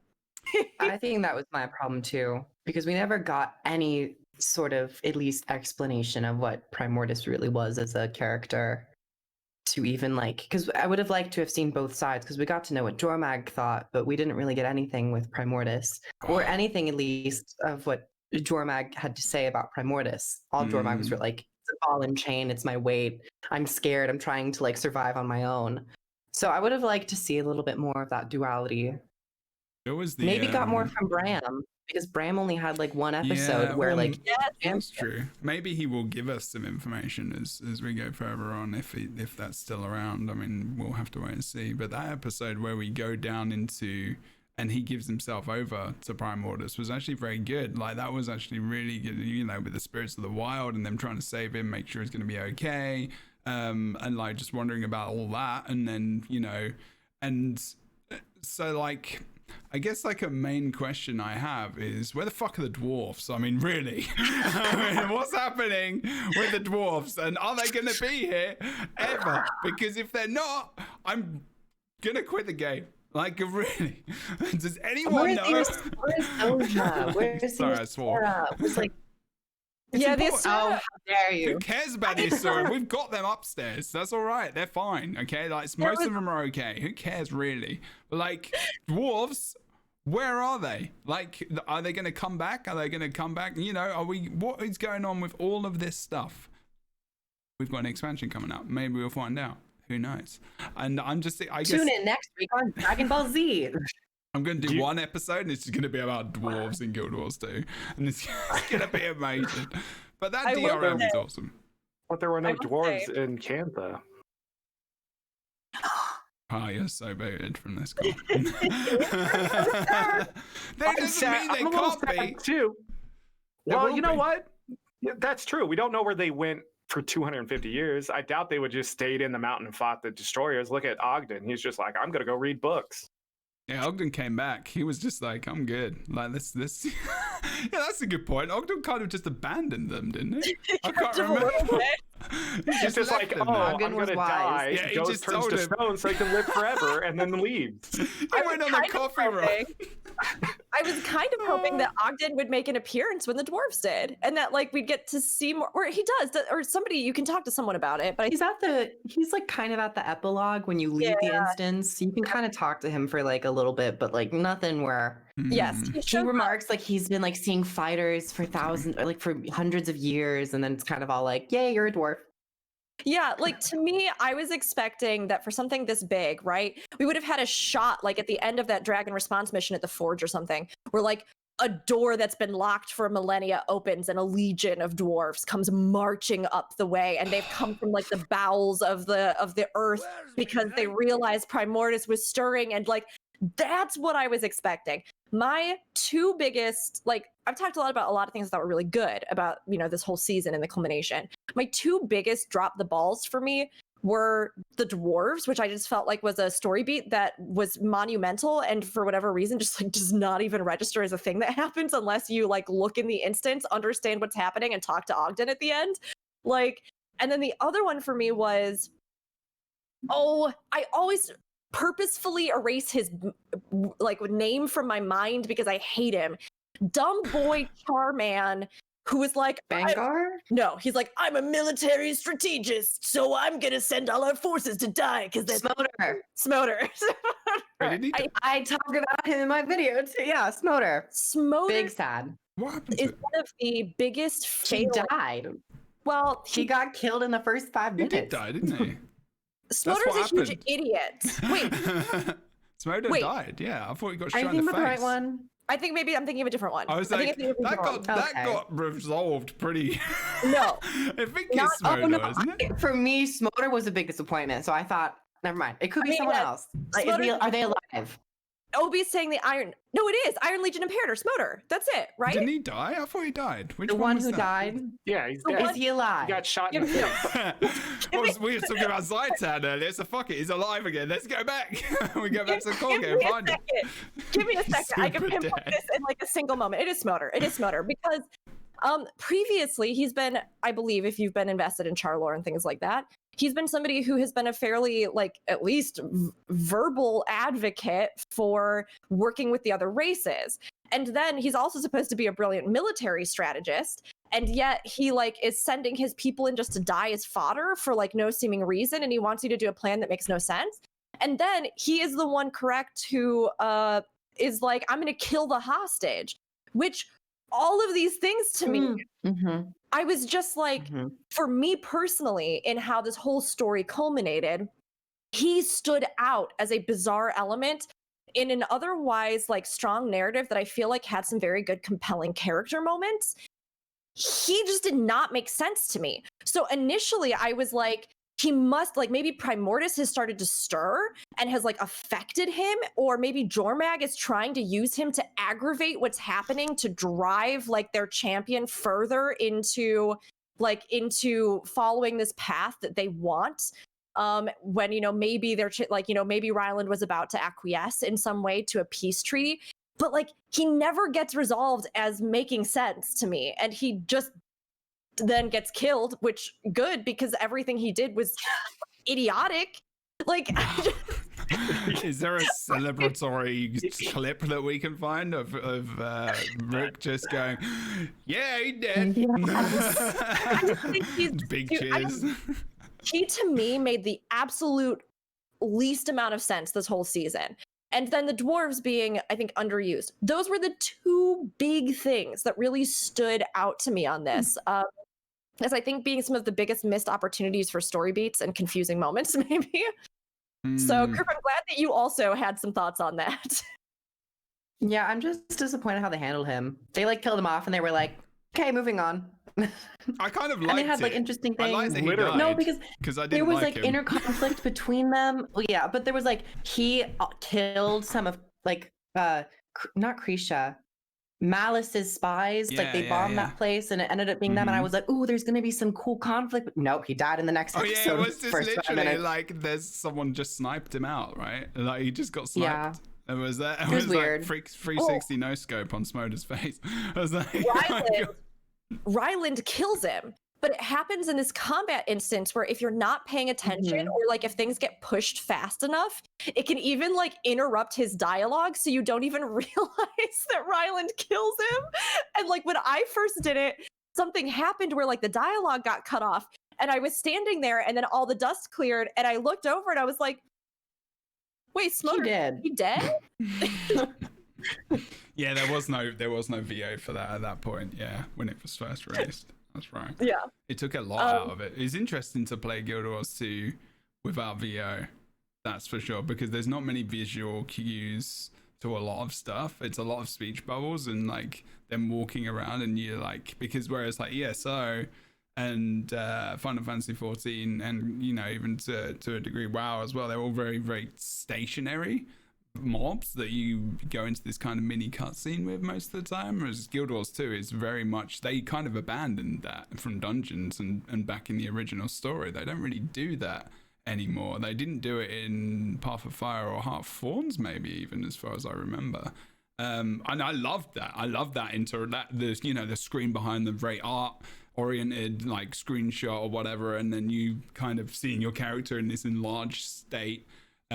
Interestingly enough, you can actually get that in WoW. You can get a World of Warcraft mod, which is the Guild Wars 2 one, and it will put your character like that next to the NPC you're talking to. It's bloody amazing. I was playing it the other day on stream. It's so good. Anyway, but like, just random. So yeah, they like not having the voice stuff. I think I didn't even play the second episode, which they released without VO. Because it just removed a lot of just feeling, I guess, and everything. To be honest, I want to just say everything for me. And I held off for a long time until they did it. But yeah, I think I think we can kind of come toward an end now because I think where we're going, we could probably keep talking about it, but I don't want to like take up the whole of your days because you probably have I got a stuff lot to to do. say. I got a lot to say for And, sure. Yes, I was going to say, and there are more podcasts in the future, of course, as well. There will be definitely one about. So this is a finale. If you listen to this as well, it's definitely worth talking about.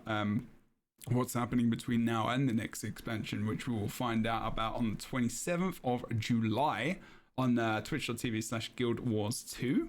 And they will be talking about what's going on. Up until that point, though, we've got different things to look forward to. Legendary Armory on July 13th, which is like 2 weeks before that, which is a major highlight. We've got the Tournament of Legends for PvP, Dragon Bash, World v World no downstate event, which will be hilarious. Fractal Rush, another PvP season, World v World week-long bonus, whatever that is. So I've got to look into that.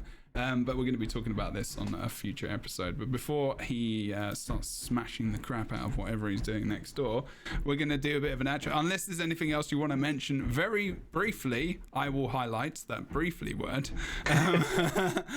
before we go, that you really need to say something about the story or the expansion or the patch we just had. Yeah, sure. Yeah. Let me just get my notes out. I did have a short essay prepared, and I would like.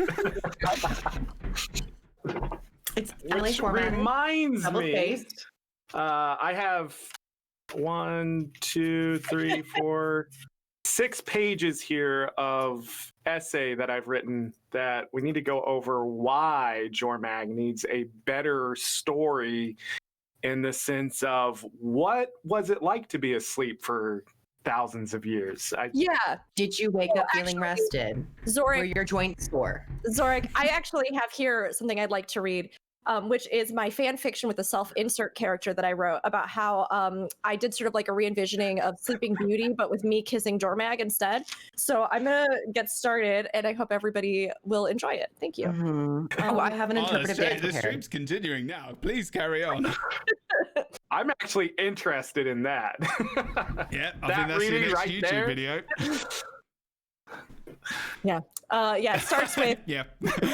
you were like, that's going to be a really good joke and no one's going to care. Now we care. Now we care. Don't tempt me. Don't tempt me. I'll write that for years ago. When I was a young rook standing on an icy plateau. Plateau. Right, okay. It looks like there isn't anything. I'm going to say that. So. We, the people of the United States, in order to form a more perfect union. Oh, Lord. Must kiss non-binary dragons and love them and embrace them and take them as our life partners. Thank you. Thank you. Okay, right. That's the end of the podcast. I feel like Zorric's going to say something. Go play the Icebrood Saga. If you haven't played it before End of Dragons comes out, make sure you get out there, play it. It's great content. Don't listen to the masses right now. You'll play it, get to the finale, and then you can be part of whatever opinion you want to be a part of. But I think it's 100% worth it. Even the DRMs are at least worth playing through and all that. It's great content. Dana did a great job. So there it is. Okay. There are definitely opinions out there. I myself, I did have fun playing it. I think we've all said we kind of agree with all the plot holes and all the other things. I think generally, a lot of the time I do think about my potentially how much I'm paying for something and how much I should be getting out. That's part of it for me as well. It's not the same for everyone. Obviously, I understand. We all understand that we all have different, unique, and amazing experiences that we'd love to see played out. And unfortunately, that isn't always the case. And sometimes people get a bit upset about that. And that's also fine and okay. This has been episode 13, talking about the finale of the Icebrood Saga. And excited about the future. We have had 3 amazing guests. We've had Angry Zorric, Kroof, and Bird of Chess. Bird of Chess, tell us what you do, where you do it, and that's it. No questions today? Say yourself. No, okay, wait. Gosh, how am I supposed to tell things about myself? You're breaking tradition. What is your main feature as a NPC that walks into the Eye of the North that people would be fascinated with? Oh no, you That's the asked me last too thing. big a question. That's the Okay, last okay, thing. okay. You said okay. no question, and then I just went for it. All right. Hey everybody, I'm Rook, aka Bird of Chess. I stream usually 3 days a week at twitch.tv Bird of Chess. I do variety MMO broadcasting with a focus on Final Fantasy XIV and Guild Wars 2, but we play a lot of other things. I do some ESO and JRPGs, RPGs, all that good stuff sometimes makes an appearance because I just love video games. So, whoops. You can also find me on YouTube at Bird of Chess, and you can find me on Twitter at Bird of Chess. I'm pretty much Bird of Chess everywhere, but I don't know how to play chess. So maybe this. I'm sorry. Oh, Kroof, I'm so sorry. I can teach Top you on 10 screen. There you anime go. betrayals. I'm so sorry. I'm so sorry, Kroof. What would I do as an NPC? I think I would want to be Snargle Goldclaw's co-author, and I want to write like crack fiction about people's characters and all the characters in the game. And I would give you a personalized dragon fanfic. We're gonna roll with what I was saying here at the end about you and a dragon of your choice. So a glowy book, maybe. I'd write about the player characters. Yes, Reader Geek. Yes. Amazing. Yeah. Amazing. Thank you for coming to the show. Tyria Times bestseller. Please go and check out Rook, Bird, Chess, all their stuff. Appreciate you coming on today as well and taking the time. Thank you. Thanks for having me. Of course. Kroof, tell us about all the things, what you do, and same question, what would you be your main feature be as an NPC in Isle of the North if you did come in and have a massive entrance and all stuff? Well, hello everyone. I just want to briefly say if you or a loved one have been diagnosed with mesothelioma, you may be entitled for a toll-free claim. But other than that, my name's Kroof, and I do a lot of YouTube stuff over at Kroof. Sometimes when I'm not feeling just over at Kroof, so the website. What is that? Over at Kroof? YouTube.com/Kroof. Type it in the no search internet bar. address. I'm pretty sure these people are competent, Jebro. I'm pretty sure they're more competent than I am. Okay. New app. I do YouTube stuff. Over at I do Kroof. Twitch stuff sometimes. And then sometimes I do Twitter stuff too. So you can follow me over at Twitter. And you can help me with my coping from being bullied on this stream. And I would have to say I would probably be a Mystic Forge, meaning you would give me your valuables and I would give you shittier products. Okay? That's me. Okay? I don't want to argue with you, Kroof, but for anybody who doesn't know, Kroof's already in the game as an NPC in Eye of the North, and if you go there, you can you can start the journey to cure Kroof. No. Oh my god. Let me just tell you, they are going to give you such a good reward in the end, so it's well worth doing. Oh dear. Go talk to them, have a great time. I never thought that I would not be the problem with this podcast. I never thought that would be a thing, but apparently it has been. Kroof, thank you very much for your input. Please go away. Thank you for inviting me all the time. I love my time here. Thank you guys so Kroof much. is amazing. Zorric, I don't know. Tell us the things, and also what would your main feature be as an NPC in Eye of the North? In maybe it could be an entrance song. I don't know. First, I want to thank Kroof, Rook, and Jebro for letting me be a part of this. It's amazing. They're amazing people and that kind of thing. You can find me on Twitch and YouTube. I am a variety player, but mostly my YouTube is Guild Wars 2 right now. I'm a veteran, ANET partner, all that jazz. So if you ever have any questions, you can also find me on Twitter if you want to hit me up there or even join the community Discord.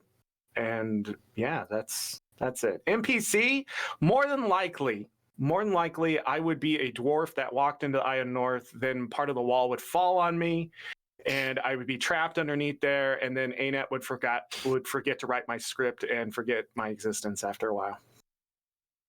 Wow, I come that's get you. so depressing. I come get you. I write an obscure short story series about you. Jesus. Wow. I could psychoanalyze everyone's NPC meanings right now, but you know, I'm not qualified yet, so I won't. Thank you very much for listening to the 13th episode of the LightBringers podcast, which is coming to you every 2 weeks as of about a month or so ago. So it's been awesome. I apologize for the infinite amount of noise that is coming from my right-hand side. Something that I hope will change in the near future, or at least the work will get done. It's not the worker's fault, but hey-ho, it's still annoying. Twitch.tv/JebroUnity, which is our guild name as well, is my Twitch channel. You can also come and join us on YouTube, Twitter, Instagram, Facebook, all the things. We have a guild and Guild Wars 2, which is a raiding once a week, which you are welcome to come and join. We play all the things, many things. We do podcasts as well, and I am a mental health advocate as well as talking about all the things. Everyone is welcome from any community imaginable. So come and join us and hang out, and the same with all of these awesome people as well. They're very welcoming and very awesome people. Kind of most of the time, other than today. If you want to go and watch the VOD as well, that'll be in the description if you're listening to this audibly. Otherwise, thank you very much. And yeah, that is the end of the podcast. And we'll be back in a moment. But that's going to be it for now. Right here. So I'm going to do the music and stuff so we can have a little outro. So goodbye for now, everyone. Wave, if you like. Goodbye. Thank you for watching.